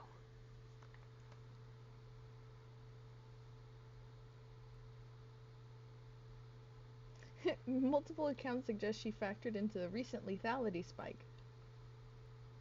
Oh, I don't know if you guys noticed. We have had 100% lethality rate since Quinn's joined up. Of That like wasn't somebody the case dying? prior to. Like of all of our opponents dying. Oh. Yeah, in other things we'd like occasionally let people go or let them run off. That hasn't happened since Quinn joined up. Oh, I had not noticed. I moonbeam a lot of things. That's fair. I'm just indiscriminate while Death Dog is out. Brooding is my core attribute.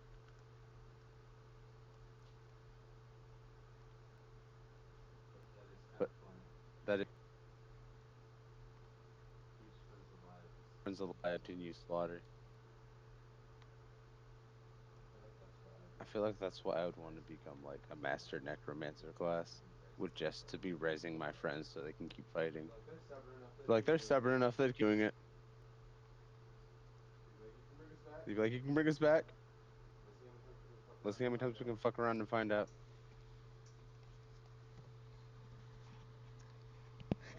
Kaiser Deathhead of Castle Wolfenstein. Somehow? The Weather Witch. Also somehow? Yeah. Yeah, like, no, but totally. Yeah?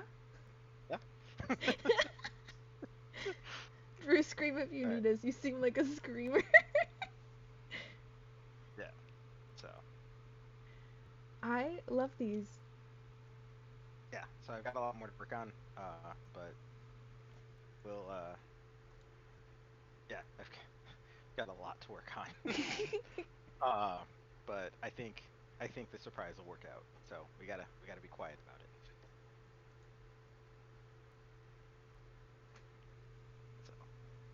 So Mm, 2 Klondikes and a hot dog. I love that. What? 2 Klondikes and a hot dog. I don't know the relevance, but that's what was said.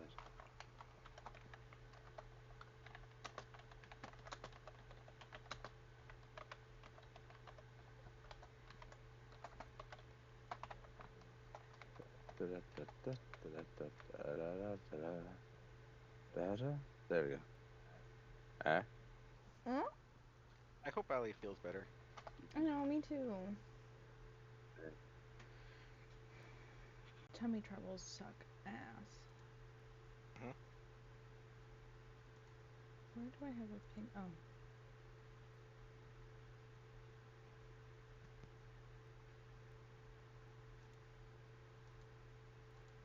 Mm.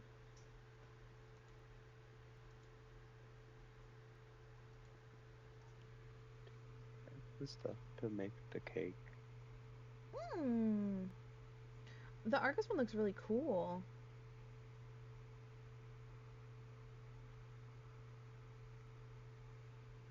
I'm confused.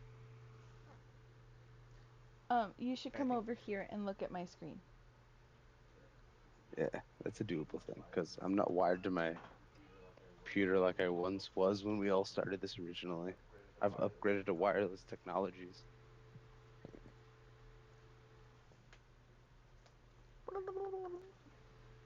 Look at you.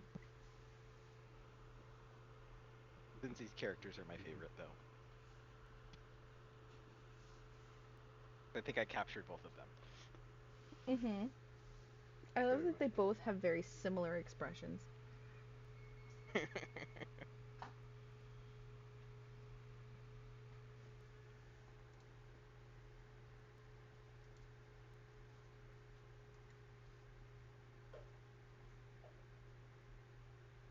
Who's the one with the hood?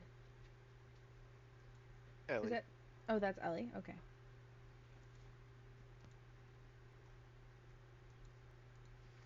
Because the rune hair is disastrous. I tried for a while.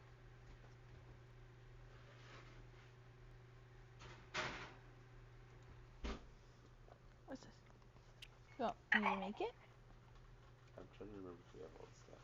Do you think we have enough? We do have the eggs. We do have the oil. back. We do have the water. By the way, Wales, I gave in and downloaded Overwatch on my Xbox again, so we could do it console style too. Yay! That's good for my hands. So if John ever Yeah. wants to join in on Overwatch shenanigans, they can do that too. I do like Overwatch shenanigans. Overwatch! That 3-hour time difference is killer, though. Yeah.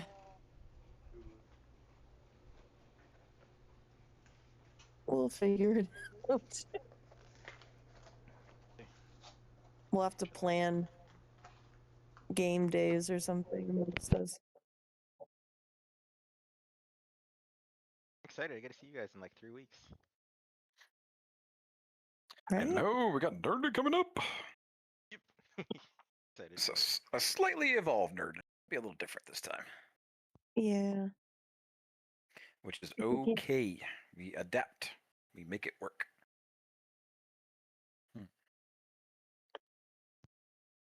All right.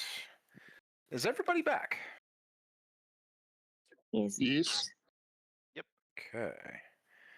A certain little druid is feeling a little bit better, so we're going yeah. to.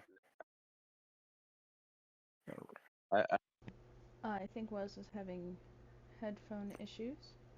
Sounds like it. Yeah. I Check, am check, hearing you. checkity check. Yep. You might have to speak a little louder. That might be the issue. Sounds pretty good. That is up and down too. Oh, he's lagging. Yeah. I'm also recording though, so it's okay. Okay. Are we ready to jump back in? Yes. I think so. All yeah. right. Cool. Well, Wales figured out his headset, but actually we're gonna change up the order here just a little bit. We're gonna have Drew. Drew, are you here listening? Okay. Yeah. Cool. Right. Drew. You find yourself. You're in this cold, eerily quiet cave.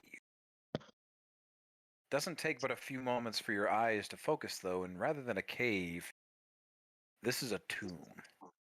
It is this black stone, smooth top. It has 4 supporting pillars around the centerpiece, and off the wall, like the walls, are nowhere to be seen. It's just this endless expanse of shadowy black smoke in the distance, if anything, or maybe it's just icy fog. As you breathe, you look down, you can see your breath like billowing out in front of you. Like I said, it's so dark in this seemingly round space that you see nothing of the walls except this black void. Stacks upon stacks of these skulls, though, line these massive black support pillars. There's this dull, bluish glow that illuminates from the center of the space. From this large, black cauldron.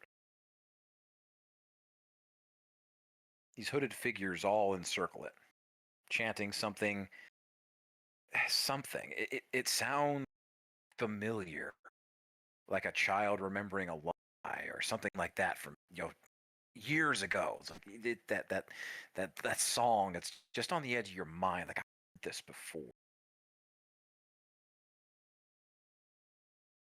Just beyond your ears, or well, more accurately, your memory. You notice, though, there are exactly 12 of them. And they're not hooded now that you can you get up and kind of move gently through them. It's like they don't make any notice of presence. They're not wearing hoods, they're wearing masks, visages of some kind of animal or beast, each of them. Some of them true to nature, while others are monstrous. There's a raven, a bear, a lichen, a rat, a tree, a jackal, a wolf, a chimera, a bullet, a spider, a vulture, and a rabbit. One by one, these hooded figures all rise from their chants. One stops, the others all continue. And the one that stops moves around and stands before the cauldron. In the dark, you hear the cutting of cold air, steel slicing through, slicing of flesh and bone, followed by the sound of free-flowing warm blood, ending in a drip, drip, drip against the cold floor from this vicious, dual-bladed scythe-like. Your vision changes all of a sudden. One moment, you're swinging that familiar blade. The next, you're feeling your own blood flow from these open wounds into the cauldron you find yourself literally standing inside of. The next, you're looking down at this illegible script, this foul-looking tome in your hands as you chant louder to cover the sounds of the drip. This dull blue light from the mouth of the cauldron begins to boil and bubbles to this sickly green, along with this rolling red fog covering the floor and glowing as it spreads out further and further. Suddenly you are racked with this most unimaginable. The room is empty. No one stands around anymore in this cauldron, and your body feels as if it is melting acid, but also growing and rejuvenating back simultaneously. Your bones snap as they dissolve like dust. Your eyes explode. Your tongue, your nails, every soft part of you, inside and out, ruptures and then returns again and again and again.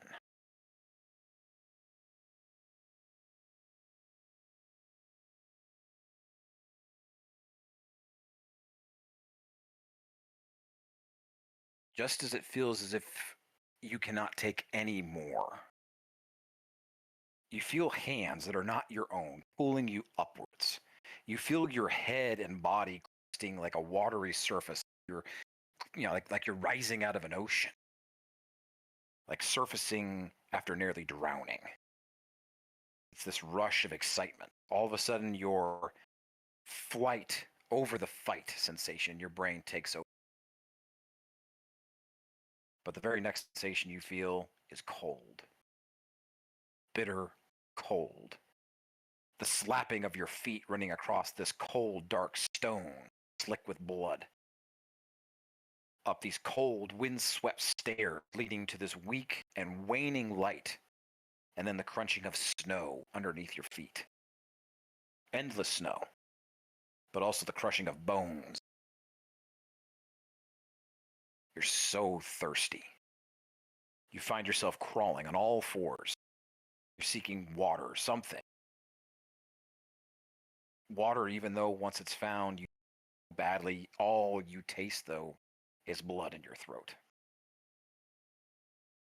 And you look down at the reflection in the water, and you see the familiar visage of a brown bear. As the vision sets in, you feel warm. Warm and safe. Back in your camp, surrounded by your friends.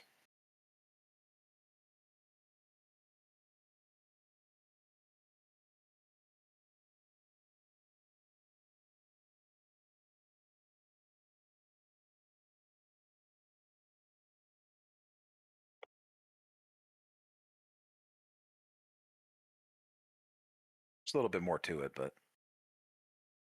we'll let you sleep. Feel better. That was cool. Good night.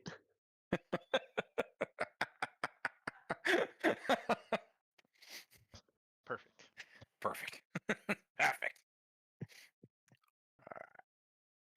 Next, Argus.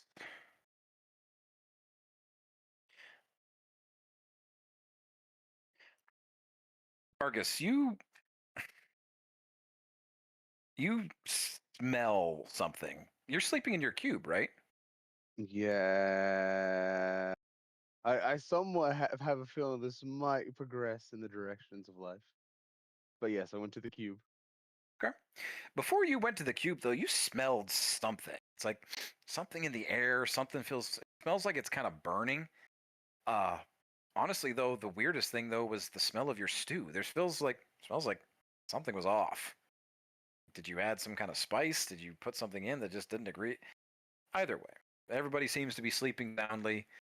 But like I said, you don't eat, so it's like you taste tested, so to speak, to make sure everything's palatable to the to the senses, normal senses, I guess you could say. But something's off. You go into your cube though, and you are struck with this feeling of anger, anger and loneliness. You feel it in your chest, in the cube. You've felt emotions from it before, but never this strong. Is what is something's off, something's wrong, you haven't felt this way since that fairy circle back in the end of the Sacred Wood,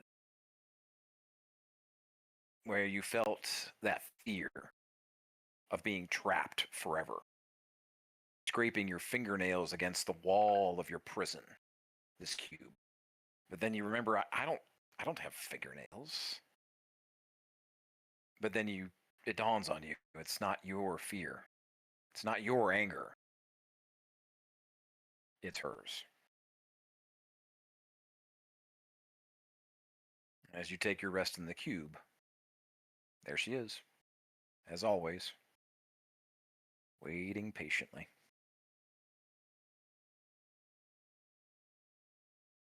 Staring at you like she always does.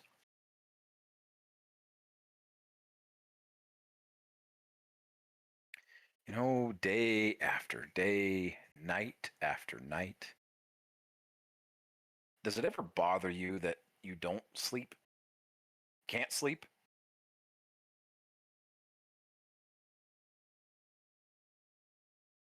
She's asking you. Never thought about the not sleeping. It's always been part of who I was.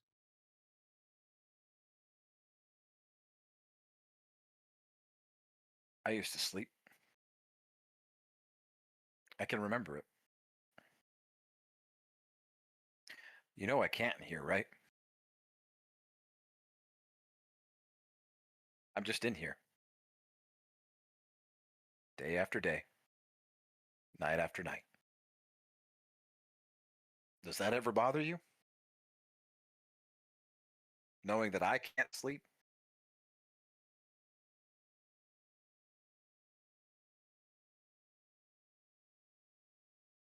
Until recently, didn't think others mattered. So I Yeah. feel that to answer that question, Until now, no. But I feel like I should understand. We would cohabit the same body. Same body. Well, theoretically, I guess. You know you'll never be one of them, right? You have to know that. No matter what you do, you'll always be just a tool. Just like back then, it is the same as now. You're just some machina designed for a task. Then, once you're no longer useful, they're going to throw you away like garbage.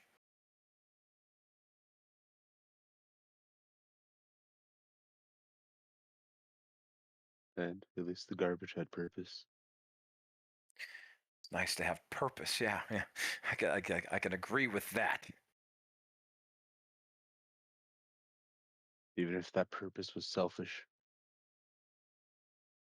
Selfish. Do you think I'm selfish, Argus? No. I think my compliance to the ease of what I can do is.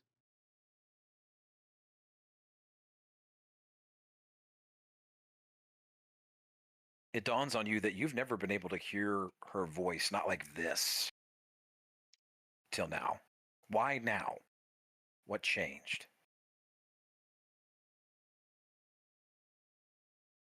You rack your head for a minute and you remember that Quinn, she did something with the cube. Something moved, shifted, you felt it. And you know that her inside the cube, you feel it. She has an opening. It's like a crack in the door, but it's enough to be heard. After ages of silent anger, you can hear her again.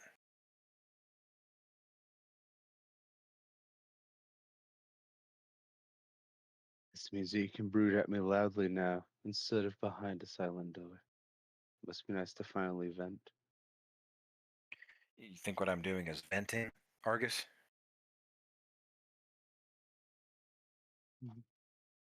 Partially. What's your plan with this Dr. Hans and Marsenstein? You plan to kill me? Discard me? Like garbage? Nah. I would be no better than my masters before me if I did that now, wouldn't I? You There was remember that our... fellow back then, though, who said freedom is precious. So, Yeah. I don't think killing you would do any good, especially with that. Do you think he was talking about your freedom or mine? Because the only one I see free right now is you. You're out there, I'm in here. I don't feel very free, Argus.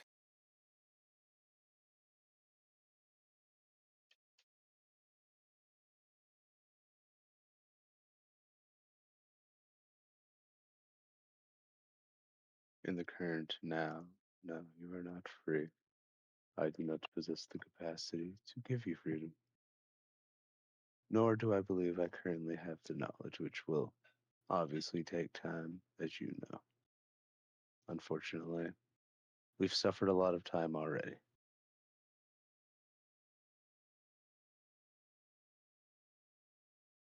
You would free me, Argus? Seeing as in how I remember being trapped inside that box for a long time, I don't think anyone else should be stuck in such a cage. If one chooses to live in the cage, that's fine, but it shouldn't be forced. It shouldn't be like a prison. What if it killed you, Argus? Would you be okay with freeing me then?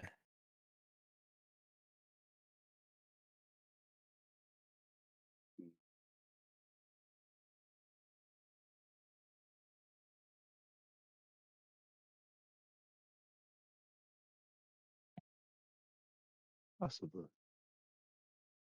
Yeah. haven't seen the full value of my life to a current point. But I also Quit. don't have a current desire to Stop, die.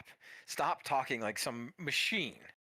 I'm in here the same as you. We occupy the same space.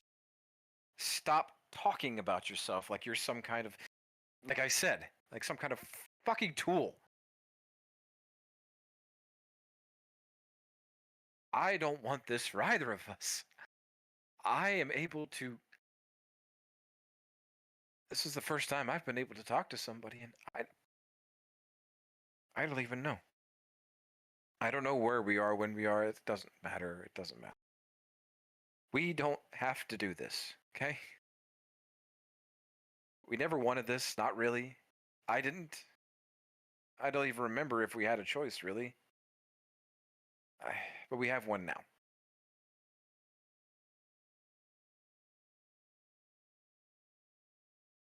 You talked about purpose. Did you mean it? Purpose is honestly probably more of a driving force to be in existence than so, or at least something more permanent, something that I can value. That can't just be stripped by an owner. I want purpose. I want life. But I guess I should just take a page out of your book and just start with being useful, huh? I can be useful. To you. To them. Can we be useful together? Yes. And then we will eventually find you at least an external vessel. Don't know if it'll be a body, but we got to work on that. Might eat Even me, but as it is. even here in this space, the cube still has a physical form inside of your chest. She walks up to you and takes your fingers. It's like her hand is inside of yours, and she moves it to your chest. Even in this place, in this wherever you are, in this pocket realm, she has no physical being without you. But she moves your fingers to the cube. She slides 2 fingers there, a thumb here, and begins to manipulate your hand. Do you let her? Yeah. You hear a click and the sliding of metal on metal, followed by this burning in your chest. What only could be described as, well, for lack of a better description, it's like having a good burp. A big weight lifted. A burden You cut lightened. out right at sliding out or something like that. We're Shit. sliding. You're good. I just got to I'm lagging a little bit on my end. It looks like it's stabilized now. All right, putting myself back in. Sliding of metal on metal. Can you hear me now? Yeah. There's a burning in your chest, followed what can be described as only, it's like having a good burp. It's like a weight lifted. This burden lightened. A door opened. Acid reflux. I have one request. Can we talk more? Just talk in here together. I would enjoy that. I hear everything always out there, but talking, I never talking. I would enjoy that very much. Not being alone in here, at least not all the time. I will make it more of a point to visit you in here.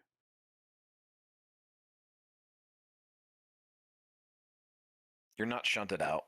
You can stay in the cube with her. And you go and add the free feat, Adroit Craft.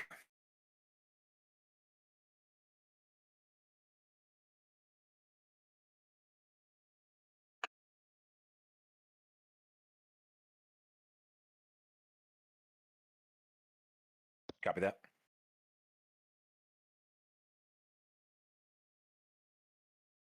Wales, I think he's mic having check. an issue. Okay. Everybody else can hear me? Yeah. Yeah. I had. Okay. I just lagged. My Discord's been unstable today, apparently. All good.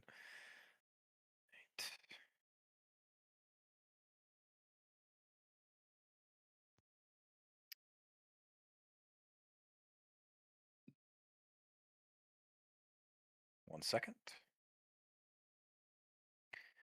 All right.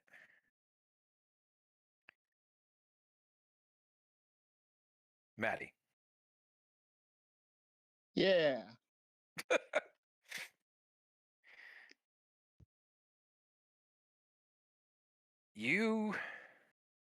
Maddie drifts off. You have been racked with fever dreams for days now. Oftentimes, you don't see anything other than you are lost in this endless expanse of woods, these deep, dark, twisted woods. And all you hear is these scuttering and howling and predators. And in your fever, all you can remember is just running and running. You can't remember whether or not chase. But tonight's a little different. You hear a familiar voice. He speaks to you, as he has many times before, usually just a couple of words, like, but now he truly speaks. He asks you, have you felt power yet, little prince? I've felt some. Are you free of that fear of protecting your own? No, it still remains. Do you know who your own are, my prince? I do. Do you feel pride as a leader? No. Do you not think that you lead them, your friends? I don't. It is wise not to assume leadership where it is not. Do you still have hope in victories to come? Your title to be won? I do. Do you truly believe you can bring peace through blood? I'll do whatever it takes. Perhaps more strength is needed indeed before you can truly hunt, conquer. I remind you, boy, you willingly surrendered your passion, your hope, ambition, nobility, your peace, the very oblivion of your... You are of Morgoth now. You will kneel willingly, or I will break you until you bow over the corpses of those you still cling to. Do you understand? You look down. Now you can see something, and you look down, and at your feet is the mangled bodies of the Eternal Vanguard. Even those gone. Monroe, Drum, everyone's here laying at your feet, eyes wide open. These eyes all looking at you.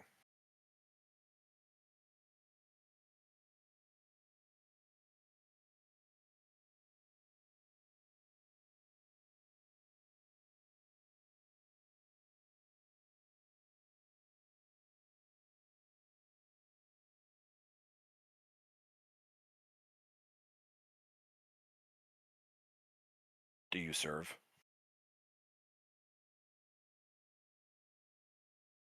I don't think Maddie says anything or makes a move.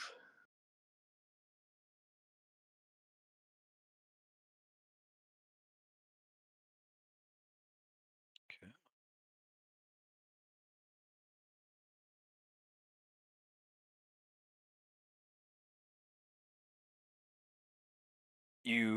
Your eyes adjust to the darkness, and here in this expanse of these twisted black forest, this bloody red moon over the crest of the horizon, and just blink the entire landscape. Eerie red light. The fog dissipates on the ground slightly.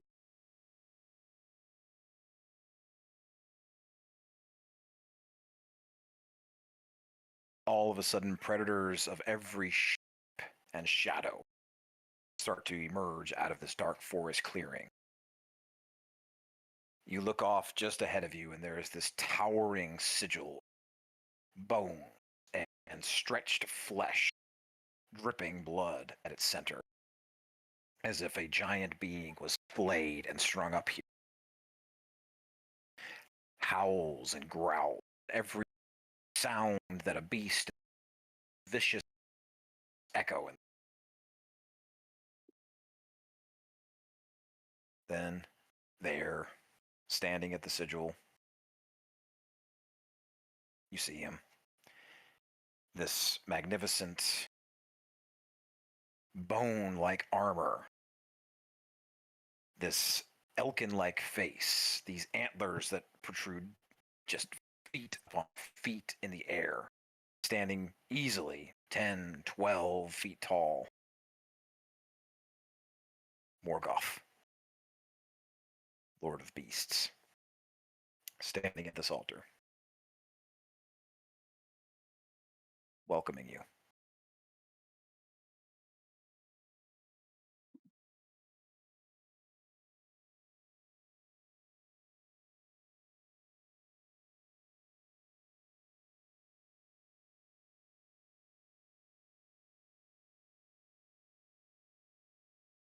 He waits for you.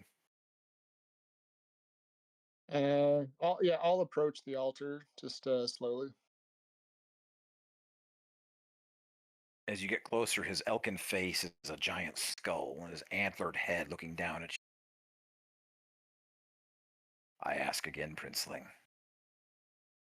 whom do you serve?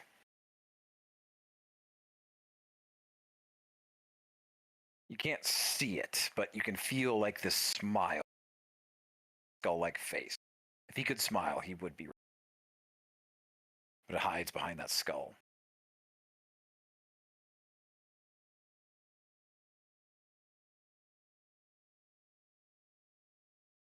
And you promise you'll give me power. That was the deal.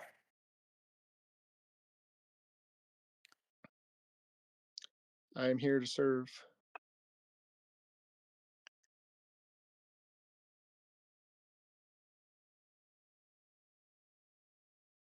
You kneel. I'll kneel. He slashes his wrist with his clawed hand, and this black ichor blood begins to pour from this giant wound. And he holds it over you. Drink deep, and rise. Rise as the carrier, our chosen. I will deeply drink. You feel your blood quicken. You hear your own heartbeat. It's going faster and faster and faster, as if you were running a marathon. But then you hear thousands upon thousands of heartbeats all around you. Your head aches and burns.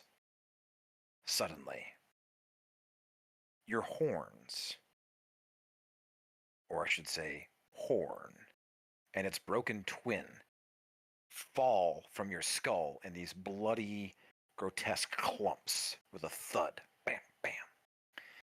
All of a sudden, these carrion birds, dozens of them, descend and pick at the meat. And from these hollowed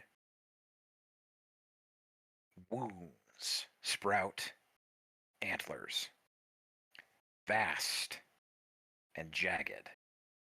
They spring out much like his own, but then begin to convolge together into these massive, large horns, much like your own, but far more grand. They have these little, jagged, thorn-like appendages sticking out of them. Your eyes burn as you feel a vicious flow of fluid down your cheeks. Your vision shifts, and now you see much of everything in this silhouette of. You can envision the pumping of blood through veins, the scent of flesh moving, the sound of the softest footsteps, all the howls in the room. Scour this moonlight, this red. Your hands feel hot and Marshall, you're feverish as breaking up. God damn. Let me drop out and drop back in.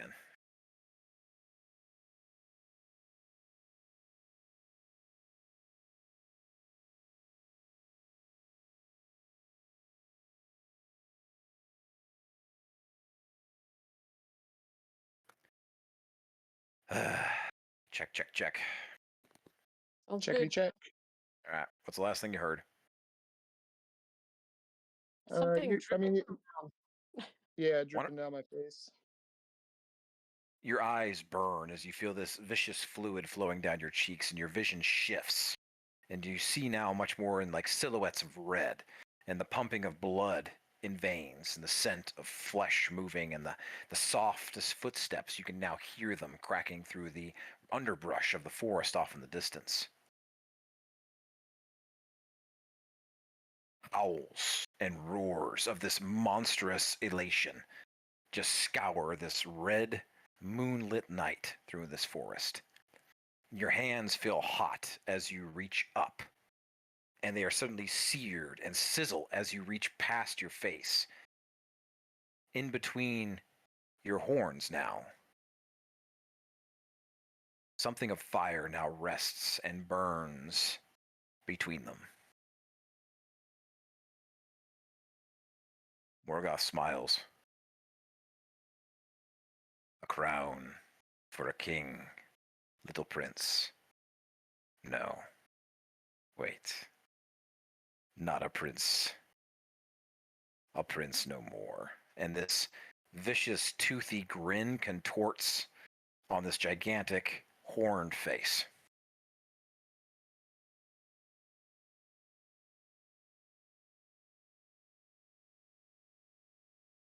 He waits for you. I'm gonna let out a roar or I don't know if you're a howl or something. Roar. I'm gonna try and just aggressively let out some type of sound. Cool. Let's give this. Let's give this a performance check real quick. At You disadvantage. could roll. Nah, you could roll this straight. Still performance. Hmm? Let's see. An 11. You stand up and you reach and you look back at this forest. It is filled with these hundreds and hundreds of these beasts and these monstrous, like from werewolves and just creatures of the night. It just fill this place. And you let out this. You try to build it in your chest, and you let out this roar, and it comes at just. It catches in your throat, and you begin coughing and hacking, and you fall to the ground, and everything kind of deathly gets quiet. And all these beasts now look to you with like a touch of confusion.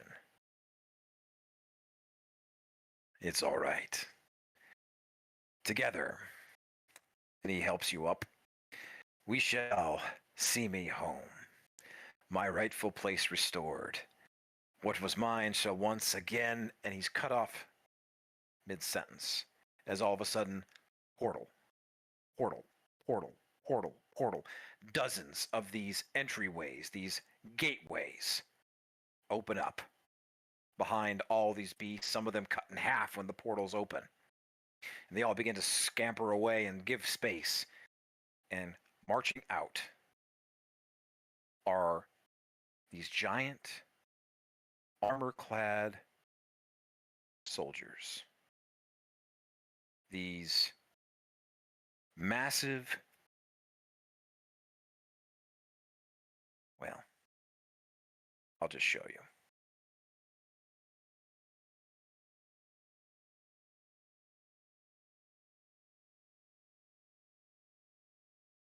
Oh,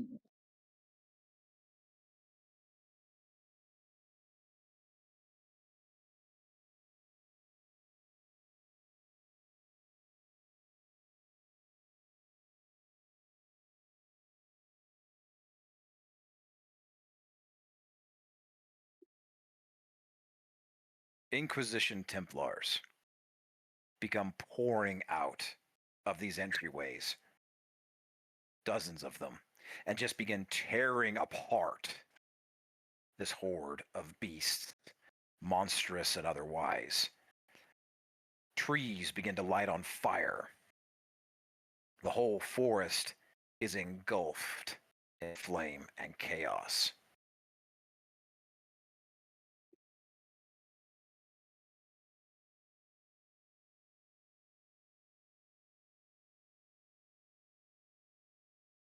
Morgoth looks at you for just a half a second. What does he see in Maddie's eyes?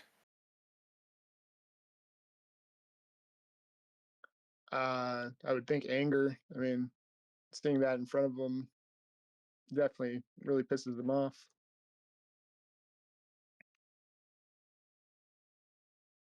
Traitor! Traitor! Traitor! And he begins shouting, and he grabs the spear and gullets you, lifting you up, feet off of the ground as your life force, your blood begins to flow freely down this spear. And he twists the blade and shucks you off to the edge. And he begins to go diving in after these soldiers, one after the other. Morgoth, Lord of Beasts. The entire forest erupts into flames. Blue, hellish flames. The soldiers begin to ebb and flow against the beasts, especially against Morgoth. Hundreds, buckets of blood and gore as everything around you becomes this pouring chaos of viscera and battle. Your insides have become your outside. You are crawling on the ground. Every once in a while, some beast stumbles over you and kicks you in the head or in your chest or steps on your back. You are being trampled under all of this.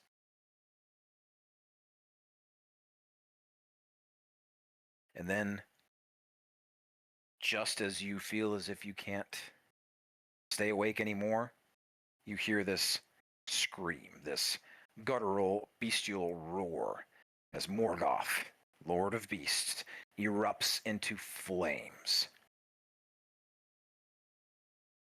Not flames like what the Inquisition just brought with them, no. He is quickly reduced to this smoldering pile of moldered ash. And the entire dark forest erupts into these animalistic howls of pain and fear and rage, and everything all around you all of a sudden is consumed, soldiers and all, in blue, bright, hellish fire. In all the noise and chaos, you still hear it. That voice. Her voice. Even now, as terrifying as ever. It pierces your ears like a blade, but it's cauterizing, white hot of roaring fire. In your heart for just a second, you are that terrified little boy all over again as that voice roars through the fire. And off in the distance, you see her massive, winged silhouette piercing these rolling flames of ash and smoke. May! You filthy, disgusting rat! I'm gonna burn you. I'm gonna burn your whole fucking horde. You are filth. You are a base fucking animal, and I am going to burn you all away. Burn! Burn! Burn! As this forest completely erupts.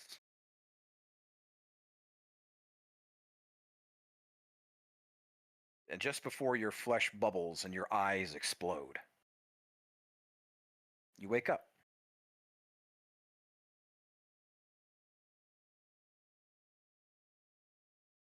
Back in your cot with Malin and the curled up sleeping Drew as a wolf. You reach up quickly. There's no heat, no flames. For the briefest of seconds, you're overwhelmed with relief. But that's just before you taste it. Blood and ash in your mouth. Foul, black, ichor blood on your teeth and your tongue. And atop you, you're no longer missing a horn. You have them. Antlers. Vast and jagged. Razor-edged. You also look at your feet and the wolf cloak. It's no longer on you.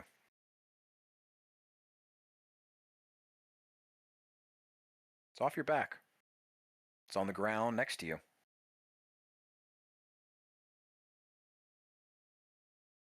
But there's something else on your back.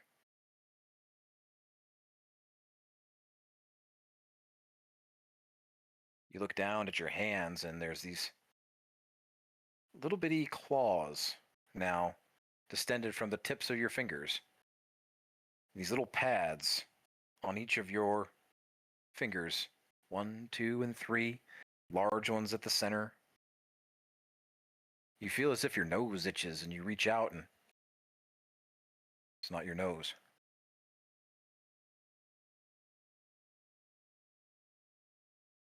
And just before you pass out, the words ring in your head again over and over again. Rat. Rat. Rat. Rat.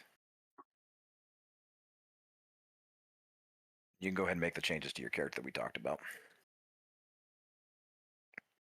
Are you saying I'm not pretty anymore? I didn't say that. Oh, okay, thank goodness. We'll figure it out when you wake up proper. Oh God.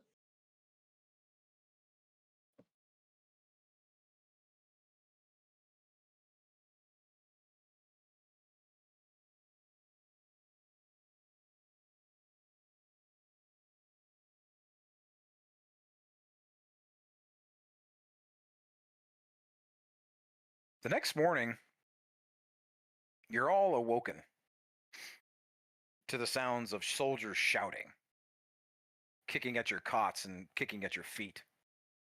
Move on, Eternal Vanguard. Wake up. Up.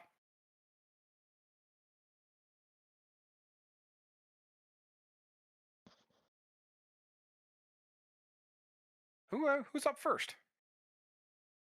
Ellie Um, jumps up. I'll get up. It's like, holy son of a witch. What?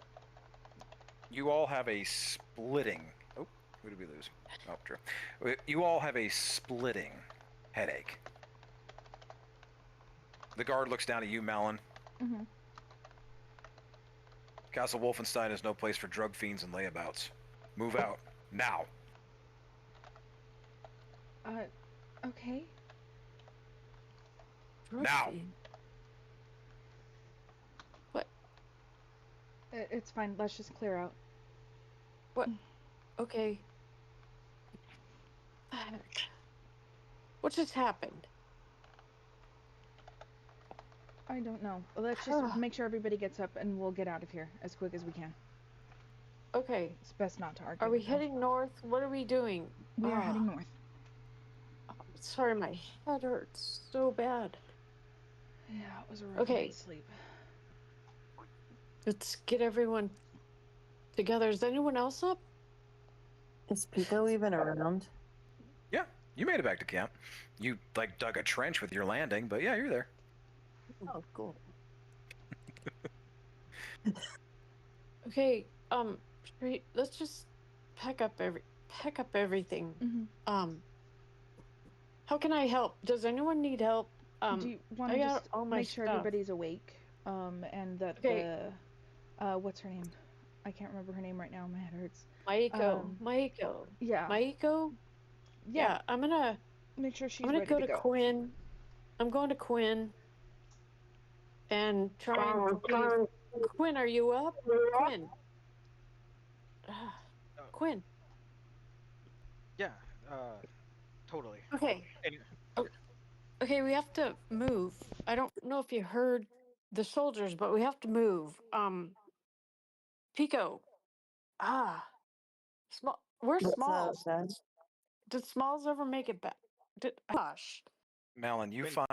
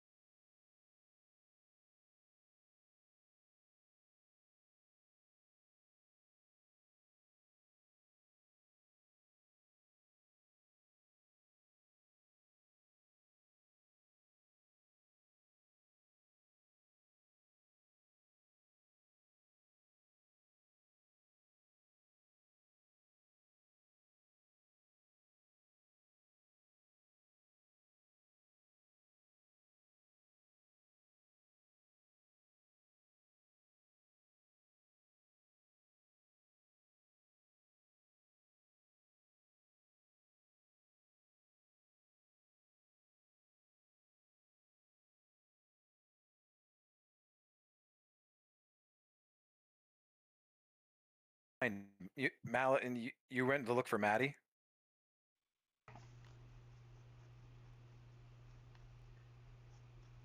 Malin? Yes. Maddie is still very much so asleep. In fact, you cannot wake him. Roll me a quick perception. You are frantic. You are trying to get everything moving. Roll me a perception real quick. Okay. At disadvantage. Oh man. Oh Yes. man. You're a little Yeah. frantic. What's a 7? 7? Yeah. He's very much so passed out. He's same as he was when he went to bed. He's, sweaty, feverish. Still got a nasty hide on his back, the usual. Okay. If Drew has is... has separated himself. He's seems to be off kind of back behind the wagon doing his own thing, but Drew's awake. Okay, I'm gonna ask him to help me, him and Smalls help me, get Maddie into the, wagon, and we'll see if we can carry him that way. Yeah, Smalls hops down real quick and just grabs Maddie kind of like by the scuff of his pants, picks him up with one arm, and just kind of gently hucks him in the back of the wagon. Okay, and then I'm gonna ask Drew to kind of like stay near him since he has a little bit of like healing stuff. No problem. Drew hops in the back. Maiko's back there too, and she is just kind of giggling to herself. You guys, y'all were so freaking high last night. It was so fucking funny. What are you talking And then about? she just kind of like bursts into like watery eyes and like this gut-busting laughter. What are you talking about? Dude, you should see me. I was gliding. What? Okay, What are him you I believe being talking high, about? but I don't know. We'll talk about it on the road. Let's go. Is Maiko Ouch. coming with us? Are you Eternal coming with Vanguard. us? Move. Maiko, are you coming with us? Of course she is. We need to go. We have a whole thing we're Okay. doing with her, so. You're taking Okay. me to Marsenstein, honey. Yes, of course. Go. Yeah, whatever it is you do. Can you help us get everybody? I think we've got Yeah. everybody. She kind of Yeah. pokes her head out. Looks like you got everybody. So, good job. Ugh. She falls back into the wagon, props her feet up. Ellie's gonna walk by the wagon for a few feet, just trying to clear her head. Smalls Damn. cracks Quark like just gently. He's like, come on, and he starts making his way towards the north gate.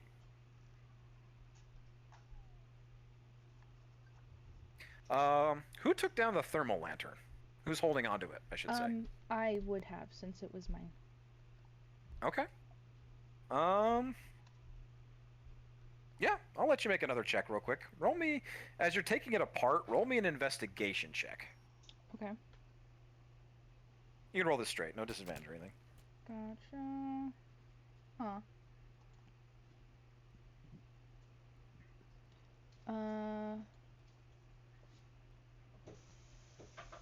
So I do get advantage when I'm trying to find obscure information or deduce how something works. So would I be able to roll with advantage for this? I think it's only for like fiends and stuff when you do that, isn't it? So there's advantage Yeah, it's to recall information about fiends. Yeah, fey, fiends, and undead. Okay. Drat. Well, that's a 10. 10. All right. On a 10, there is like as you're taking down the thermal lantern, something kind of sloughs off the top. It looks like somebody burned something on the top of the thermal lantern. I'm gonna give Drew a shot at this. I'll roll for them on the app. Drew's gonna roll a nature check. 18. Nice. Argus, when you're putting the cooking pot away, like I said, something was bugging you that night. Like something was off. Like something was off in the food maybe. Like did you add something weird or something was off that you cooked? Roll me an investigation on the cooking pot. Either that or a medicine check, I would say. Medicine could also work for this. I'm gonna go with investigation because that's a 6-point difference on my modification. Yeah, sounds about right. The 25. On 25. 24. My bad. 24. Okay. On a 24, and the combination of Drew and Malin looking at the thermal lantern, there's mushrooms in your soup, or in the stew you made last night. You don't remember adding any mushrooms. No, I don't. I There's specifically also- remember root there's- vegetables in game. Yep. And there's also something that was burned on top of the thermal lantern, and on Drew's 18, it looks as if somebody burned mushrooms on top of the thermal lantern and created a kind of incense.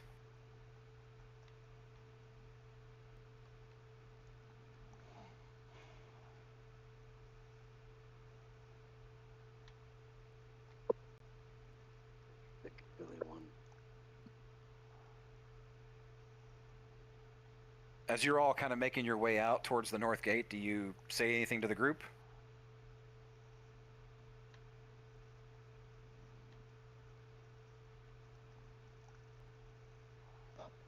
Either of you?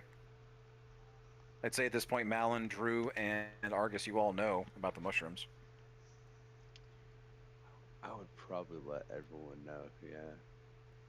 Because I didn't add mushrooms, so I'd want to probe. By the So- lack of surprise, by the words that there was mushrooms added to my food. So did we hallucinate last? What happened? What mushrooms? What kind? Laughing about it, guys. Huh? Maiko was laughing about it. So Maiko, do you know something? Malls is like hearing the conversation. You guys notice, like I'd say Pico, you kind of notice he's like feeling around in his pack and like reaching into his bag, and kind of lets out this fuck. Oh shit! The mushrooms that we collected. In the Small forest. still had them. Did someone? Oh shit! Those mushrooms. Shit. Shoot. Are your Okay. mushrooms gone, Small? Yep. Gosh. Okay. Should have never collected those. Oh my gosh. You guys make it to the north gate. They swing it open as you're like coming that direction. Like it seems like they kind of sent word ahead. Like they're kicking you out of Castle Marsenstein right now. So, the great expanse of the northern wastes lays in front of you as you guys head out the gates of Castle Wolfenstein. It is a completely different vibe from where you were down below before coming up to the castle. Where down there it was kind of a, blanketed fields of, sparse green every once in a while, snowy fields, cold. But this is something entirely different. Out before you, outstretched, is this endless, what seems like an endless sea of sand as far as the eye can see. With the great highway etched up right through the center, with these massive supports built on either sides. It almost kind of looks like glass that's holding the sand back. But it's something else. Perhaps something magical in nature, but they built this highway to ensure that the highway itself remains clear, not swallowed up by the desert. And as you all exit outside, the giant gates close behind you with a thundering boom. And Castle Wolfenstein is closed to you. For now.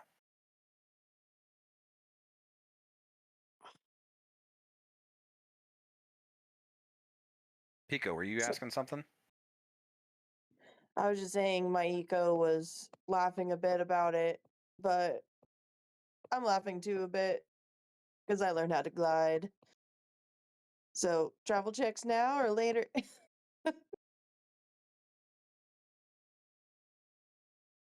Any conversations or anything before we get into the next stage? When? We can't go back. And look at those. Didn't you want to go back? Oh, we can't go back to the castle. Dadgum. Stupid mushrooms. Stupid mushrooms. I never should have. Ugh. I'm sorry. I feel terrible about this. 'Cause I picked them. You may have picked It them, is but what you it weren't the is. one who put them in our soup. Yeah. Who could have done it? Who would be? Oh man. I had the worst trip, if you call it a trip. Damn. All It right, totally I worked out guess. fine. It's not like the first time I've been drugged. Yeah, well, It's I am so upset. eating magical This mushrooms is and all of that. That we can't worry about it now. It was either Maiko or Smalls, and right now it really doesn't matter because we need to keep moving. yeah. So Well, we wanted to go north anyway, but I'm so sorry. Okay. Whew. Just gonna take a deep breath. Hope my headache goes away. Is there any willow around? We need willow bark. Oh, sweetie, there's only dust. Sand? And Sand. band. All right. Let's go. Smalls stops the wagon real quick, and he beckons everybody over, and he goes into explaining that travel from here on out has a potential to get much, much worse.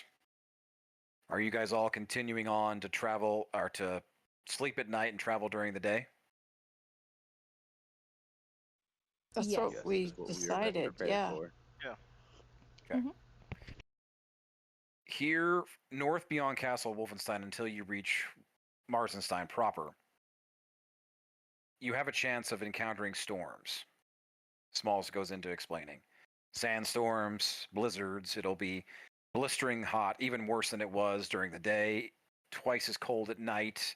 You could freeze to death if you're not careful, just, in your own cot. So from here on out, everybody has to be extremely careful. You're as prepped as you can be, as prepared as you can be. So, with that, let's get some travel checks going. Let's go ahead and put them in chat here with whoever is doing what job. Maiko is still offering to do some lookout work. And we're down Maddie, right? Maddie is out.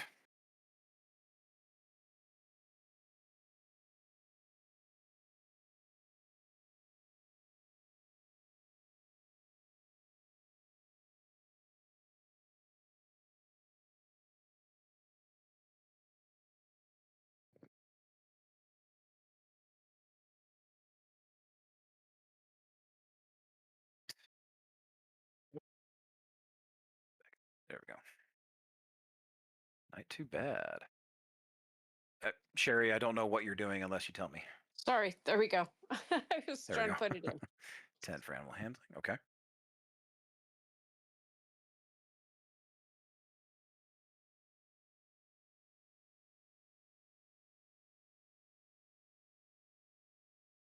$15 for hunting. Okay. Nice. 21. So for this will be the first check. We're gonna have to do 3 of these as you guys make your way to Marzenstein. It won't be all at once here like you did getting to Castle Wolfenstein.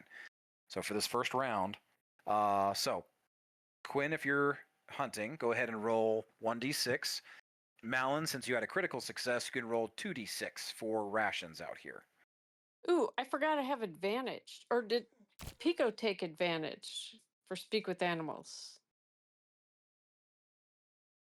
I don't know. Y'all figure it out. Oh, I need. I spoke with Okay, animals did advantage, so I got 19 on that. okay. I'm gonna roll again because I do have advantage. Remember to So- cast it. Make sure you have a spell slot to cast it. That was no better. So Smalls is your wagoneer. He rolls well. Animal handler. So that's Ellie and Pico. So you're both doing the animal handler. Yeah, Okay. I got What? 19 on mine. but Argus. 10 was my good. Argus is the cook. So Argus, you go ahead and roll yours. Got 21 for cooking. That was- Nice. Yeah. 6 rations, 7 rations. Not too bad. All right, you guys actually needed 13 to feed everybody. So this round you don't have to dig into your rations. Did we take? Was that a long rest? Sherry, one at a time here, please. Okay. Argus, go. Was Miiko included in that count? Yes, 13 was for the total for everybody, Okay. including the 5 rations needed for Quark, because Drew and Quark, you, Argus, great. do not eat. Correct, and then we can just use. Understood. Perfect. Sherry, what was yours? Did we have a long rest? This is your travel check. So you had a long rest last night. Yes. Right, so we can take a long rest and then do our travel checks. That's what I was asking. Yeah, you've already done them. So it's like last night was your long rest. You are getting through their travel right now. Sorry, I didn't take a long rest. That's why I was just asking. Yes, you go ahead and take your long rest if you didn't already. Okay. So Quinn and Malin did the hunting. So lookout. You only have Maiko doing a lookout since Maddie is out. So she's going to take a 4-hour shift, which means you only get half the night with a lookout. Don't we get Drew as the other lookout? Drew is the scout. Oh, okay. As well as does Smalls. Okay. All right. I'm going to leave it up to one of you. Who wants to roll a d4? Dibs.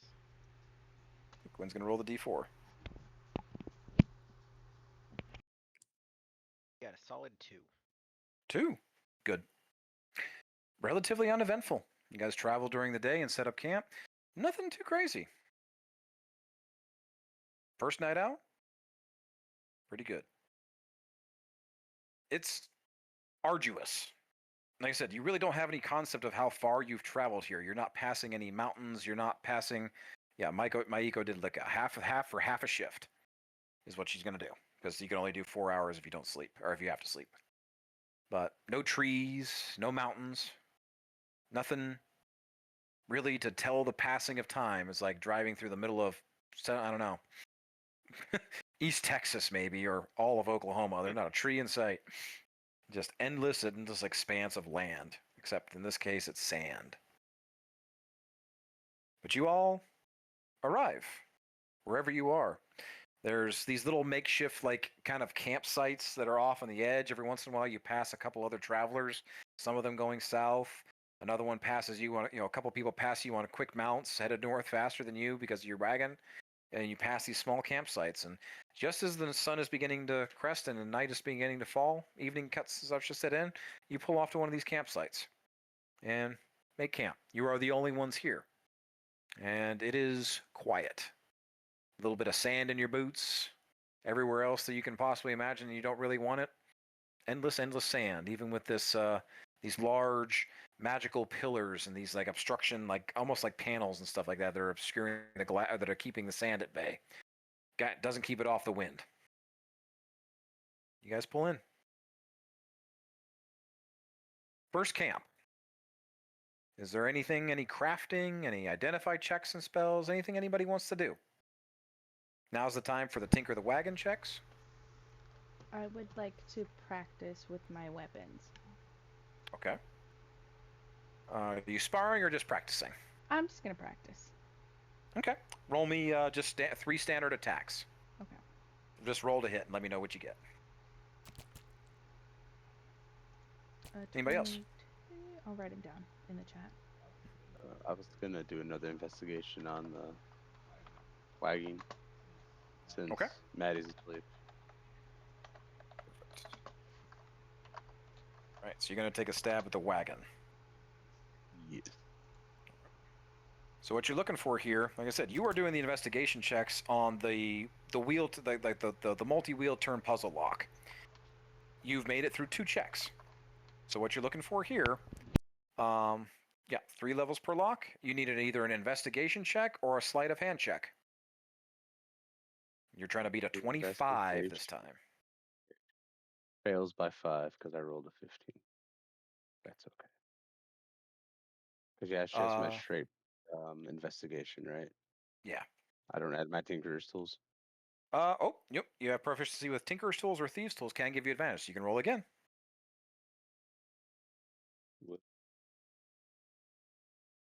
Yeah, we'll stick with the dirty 20.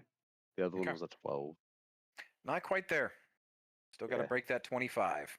It is possible for others to help you, so keep in mind you already had advantage, but there are other spells, anything that can give you a bump. Guidance is always good. There's lots of things out there.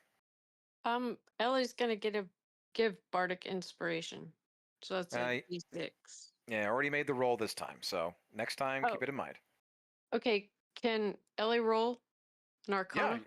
Yep, you're going after the second lock here for the you're going after the crank and drop cloth inside the wagon under the canopy. So basically it operates like a music box, trying to turn it to a specific tune to open the canopy and offer something different for the wagon. So given its musical nature, having proficiency in a musical instrument and Arcana, so you need both, gives you advantage, which I believe you have both. Okay, I do. Cool. You're looking for you've already unlocked the first one, so you're looking for the second level here. DC 20. 23. Arcana. 23 with advantage.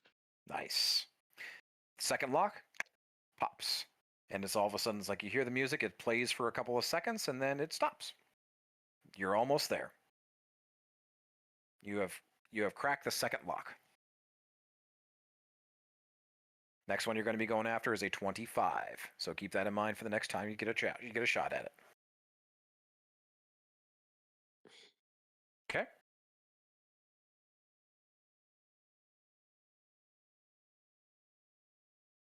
Who else? Any crafting, identify checks?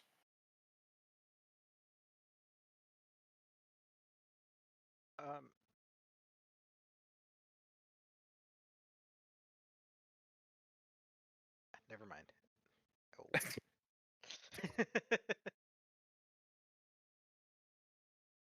Wanted to help Cork a bit figure out his feathers soon. Okay. I wanted to speak with animals first, see if he has any direction or advice on how he would like for us to choose to help him. Okay. Speak with animals. What do you? So you're asking him. What exactly are you asking Quark? Like, what's the conversation? It's like, hey, Quark, your feathers are about to poof, man, and man, it's gonna be glorious. Oh, I'm fat.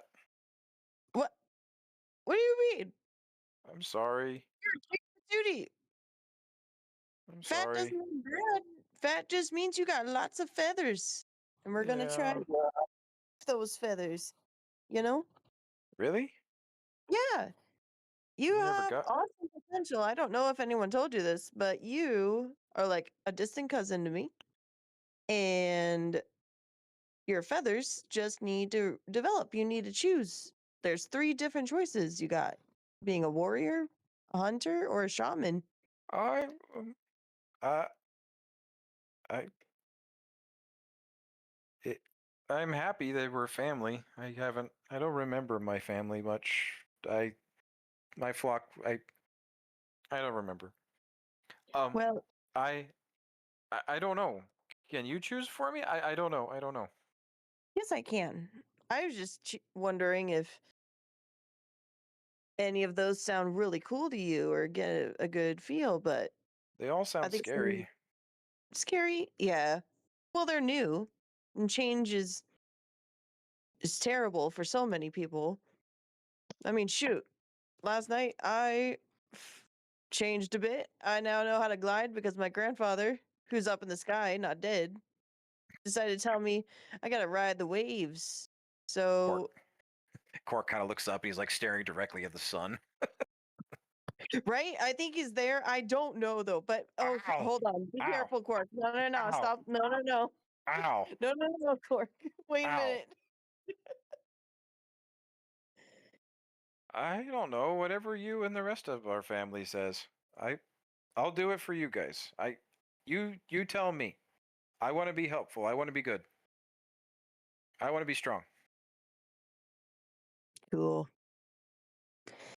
We also gotta change your name too, Oh, if you're down for that. Basically, okay. your mean literally means talk.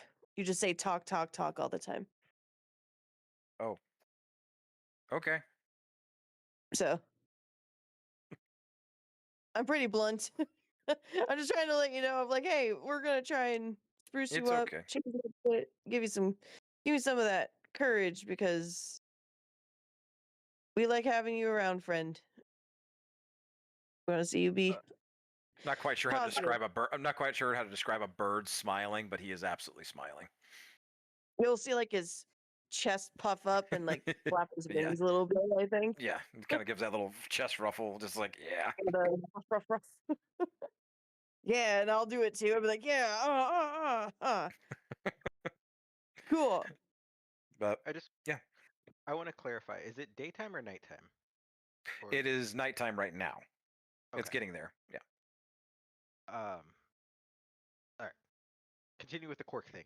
I was Basically, good. guys, you guys basically discuss amongst yourselves, like what direction do you want Quark to go. You don't have to decide right now, but you will need to decide soon if you want to put him on his feathers, basically his path to adulthood. Cool. sounds good. I got a general idea. We'll get the vote started then. Yep. It's like I said, it's feathers of a warrior, which will turn his feathers blue and red. Feathers of a hunter, which will make him yellow and white, and then feathers of a shaman, which will make him green and violet. You don't know anything more beyond that, though. You just know that those are the paths that they're set upon. Yep. And that's it. It'll let the to do. Cool. All right. So, Ellie wants to ask Pico, I have some feathers from our first encounter. There's like 7 golden feathers that you dropped when I first met you. Do you mind if I use them to just weave with? I just want to make a little circle of just a weave. I have some thread and leather and some material, and your feathers would be a great addition to that. Is that okay with you? Heck yeah. Hey, Okay. if they fell off, they want to go find adventure somewhere else. Yeah. I shuttle. So So Ellie's gonna just weave a circle with the feathers that look like a sun and just around, kind of like a God's eye thing, but the feathers will be prominent throughout. So you're crafting something with it. Yeah, I'm crafting. Yeah, just like you know what a God's eye is, just Mhm. that weave with 2 sticks that make 4. Yeah, Well, and that in being between. said, you need to make crafting checks. Let's take a look here. Okay, So I have. you are so you can use your weaver's tools on this, Yeah. but off your based off your Arcana check and everything like that from earlier, there's a magical nature to Pico's feathers. Hmm. So if you want to try and craft something with it, let's take a stab at it. So you want to, it's not, it's doesn't look like there's incredibly powerful here, but you're wanting to kind of make like a God's eye type thing or like a ring. Yeah, just like an emblem, if you will, or something to hang around my neck. Okay. So you're going to roll a d20. You're adding your proficiency for Weaver's tools, so that's going to be a +3. Okay. Is anybody else assisting you, or are you just doing this on your own? No, I just kind of have the things, so. Okay. You want to add a bardic inspiration or anything to it? Sure. Go ahead and make me an Arcana check first. So let's roll the Arcana. You can choose to either use your bardic on the Arcana or your roll later if it's fine. Okay. Oh, sheesh, that was a bad Arcana. What'd you roll? 8. Okay. So you can use the bardic right now to bump that up. All right, so that's a D6. That was a 5. Okay. Not too bad. Pushes up to a 13. So now you're going to want to roll a d20 and you're going to add a +3 to this. This is your Weaver's Tools check. D20. Oh, gee whiz, I'm rolling like crap tonight. So that was a 6. Fortunately, you needed at least a 10. Yeah. Okay. So, So how many it looks like crap? doesn't turn into anything. The feathers refuse to how many feathers did you pick up? I think it was 7. Let Okay. me see. What's in my trying to find my feathers. Oh, I thought my feathers would be 7 golden feathers. 7? Okay, you lose 1. So you're down to 6. All right. So you can try again next time you have a long rest, you can try again. Okay. Anybody else? Thought I heard somebody else want to do something. Yeah, it's me. So Quinn is gonna go find Smalls. I'd rather do this when Mark is here, but I might as well Well, get the ball rolling. Okay. It's like I'll do my best, but like I said, if you want to wait for him, wait for him. It's it's pretty simple. So Quinn's going to go sit next to Smalls, and then she's gonna lean against his arm, and say, "If you won't fight me, at least know my magic." And she's going to cast Globe of Twilight, which surrounds them in darkness, and then has the stars in it. And she's going to try and align the stars once again, like she did on the ship, to the stars that they see in the sky, just while leaning against Smalls. Okay. Roll me an Arcana for this. You're trying to manipulate magic in a specific way. I would say that's Arcana.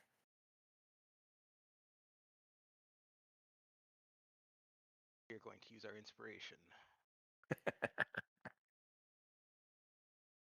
Nat 20. Heck yeah. Oh shit. Okay. Yeah, you can do whatever you want with this then. Okay. So I'm just mimicking this patterns of the skies, stars in the sky, just to try and do like a navigational thing, just to try and understand what I'm seeing in the skies, try and map out a star map type thing. Yeah, definitely. Mark this down towards your star map deal as a nat 20 success. Critical success. Awesome. That makes 3 Um, successes for it. How many? Above the table. Oh, Hang on, sorry. Sherry. Oh, I will. that would have been 3 successes. Okay. Go ahead, Sherry. So we lost our inspiration when we took a long rest, right? Yes, you should be losing them every day, basically. Okay, then never mind. So if we go into if we go into a combat, then you can still keep it between those 2 sessions. But every long rest, you should be losing your inspiration. Okay, just clarifying. Because I had one, forgot to use it. So, blah. Yep. Use it or lose it. Lost it. Anybody else? I did put the rolls that I got in the Oh. chat. I don't know if you saw them. So 22, 20, and a 10. Okay. Perfect. I will mark these down.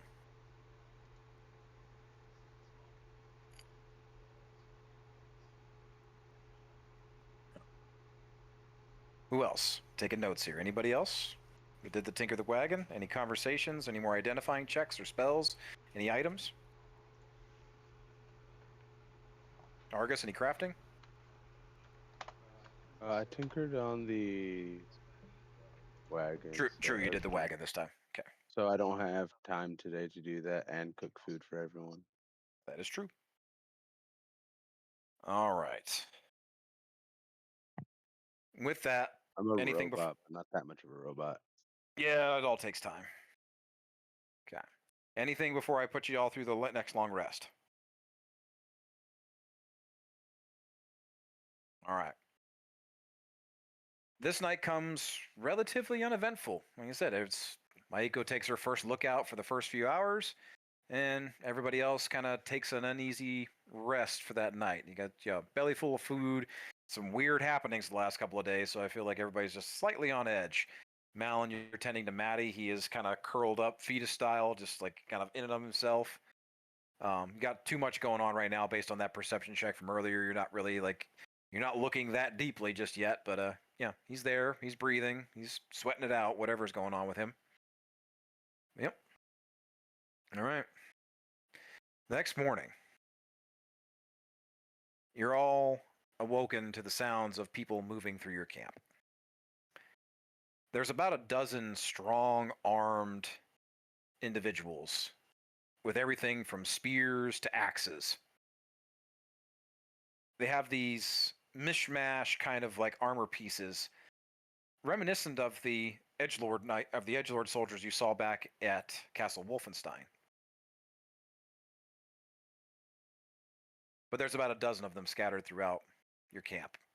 A couple of them are standing over a couple of you as you sleep. The rest are standing on the edge of the camp. There's one, though, standing just kind of at the forefront of everything. And he looks at you all, kind of like kicks Maddie's foot a little bit. And he looks at you, Malin. We're going to need you to give us the Lady Maiko.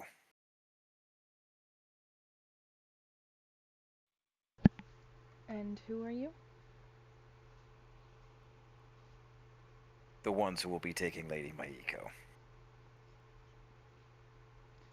What do you want with her? To take her home. She's not supposed to be out here.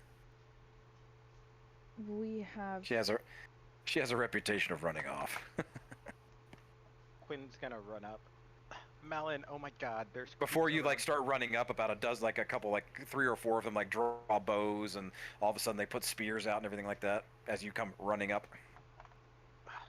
Malin, there's some creep watching me sleep. Like I woke up and he was just in my face, like breathing on me.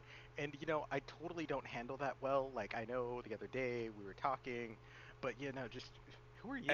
Hey, Tits, can you calm down? I'm having a conversation here. Okay? Thank you. Rude. So, you have no idea, honey. So, can you do me a favor? We'll be taking her. All of you just stay here, okay? Unfortunately, we have a debt to pay, and we will be paying that debt. She stays with us. God. Ooh, honorable mercs. How fucking lame. Look, she has a reputation for running off, and she's also a thief, okay? We're gonna take her, and you're not gonna do anything. Okay. No. You're aware that she's a thief, right? Yes. You know, all of you should probably go ahead and check your personal belongings. You know, I bet she's already tried to rob you guys once or twice. She has. We know.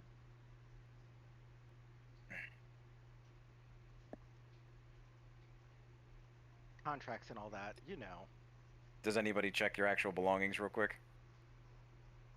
I'm not gonna check in front of him because I don't want to give him the satisfaction. Exactly. Does anybody else? Go frantically check for his 10G.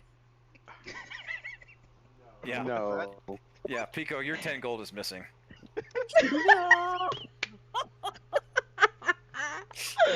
Fuck your 10 gold in particular. Would you say camp is roughly 20 foot? What's that? Would you say like the area of camp's like roughly 120 foot? Yeah, I'd say give or take. Okay. Good to know. Good to know. Look, we're just We gonna don't take need her back. people hearing this screaming. Look, we're just gonna take her back home, okay? I'm sure her mother misses her greatly. Look, that's what we're gonna do. So, any arguments that we take a thief off your hands? Yes.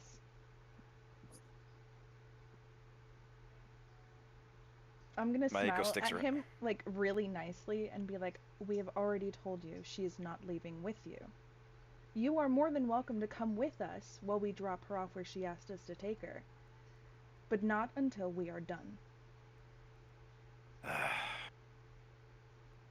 Maiko sticks her head out, looks around, is like, anybody else that's not Malin, I'm sure you're locked eyes with this guy in front of you. Everybody else that kind of like looks around, she is terrified when she looks out.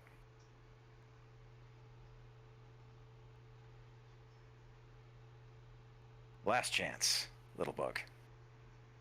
Give us the fucking princess, or we take her. You can try. Kill him. All of a sudden, about 12 more people pop up out of the sand dunes, longbows drawn, and arrows start shooting at all of you. And we're gonna go ahead and roll initiative, and that's what we're gonna pick up next session. It's 10 gold! Well, I rolled in that one for initiative. So good. I also So do I rolled get a that? nat 1. Oof, that's gonna be rough, especially with the surprise round they get on you. Oh boy. But inspiration. Yeah. Hey, yeah, inspirations for next session. Hey, There you guys start go. off with That'll go- inspiration. That'll go great for your death saving throws. Thank you, Oh, Marshall. My I God! can make their deaths quiet. I'm not sure what you were planning there, Argus, but I'm sure it was gonna be fantastic. Oh, it's gonna be great. Marticon's private sanctum. Ooh, Sound can't be heard outside of it. interesting. Ne- Okay. Nor can people teleport out, and astral planar movement is also blocked. Okay. It's from the Interesting. cube. Is from the cube? Okay, that fucking cube. I Mhm. swear. The force one. Yep. Thus I said, thank you, Marshall. That is such a fun item. My vengeance shall be swift and silent. Yes. To give you guys an idea, though, you are in an open plain. I will draw up a battle map for next session, but you're looking at about 24 soldiers that have just come after you. Okay. Oh, Thank fun. you very much for letting me feel like a Bring badass it. for that one. Yep.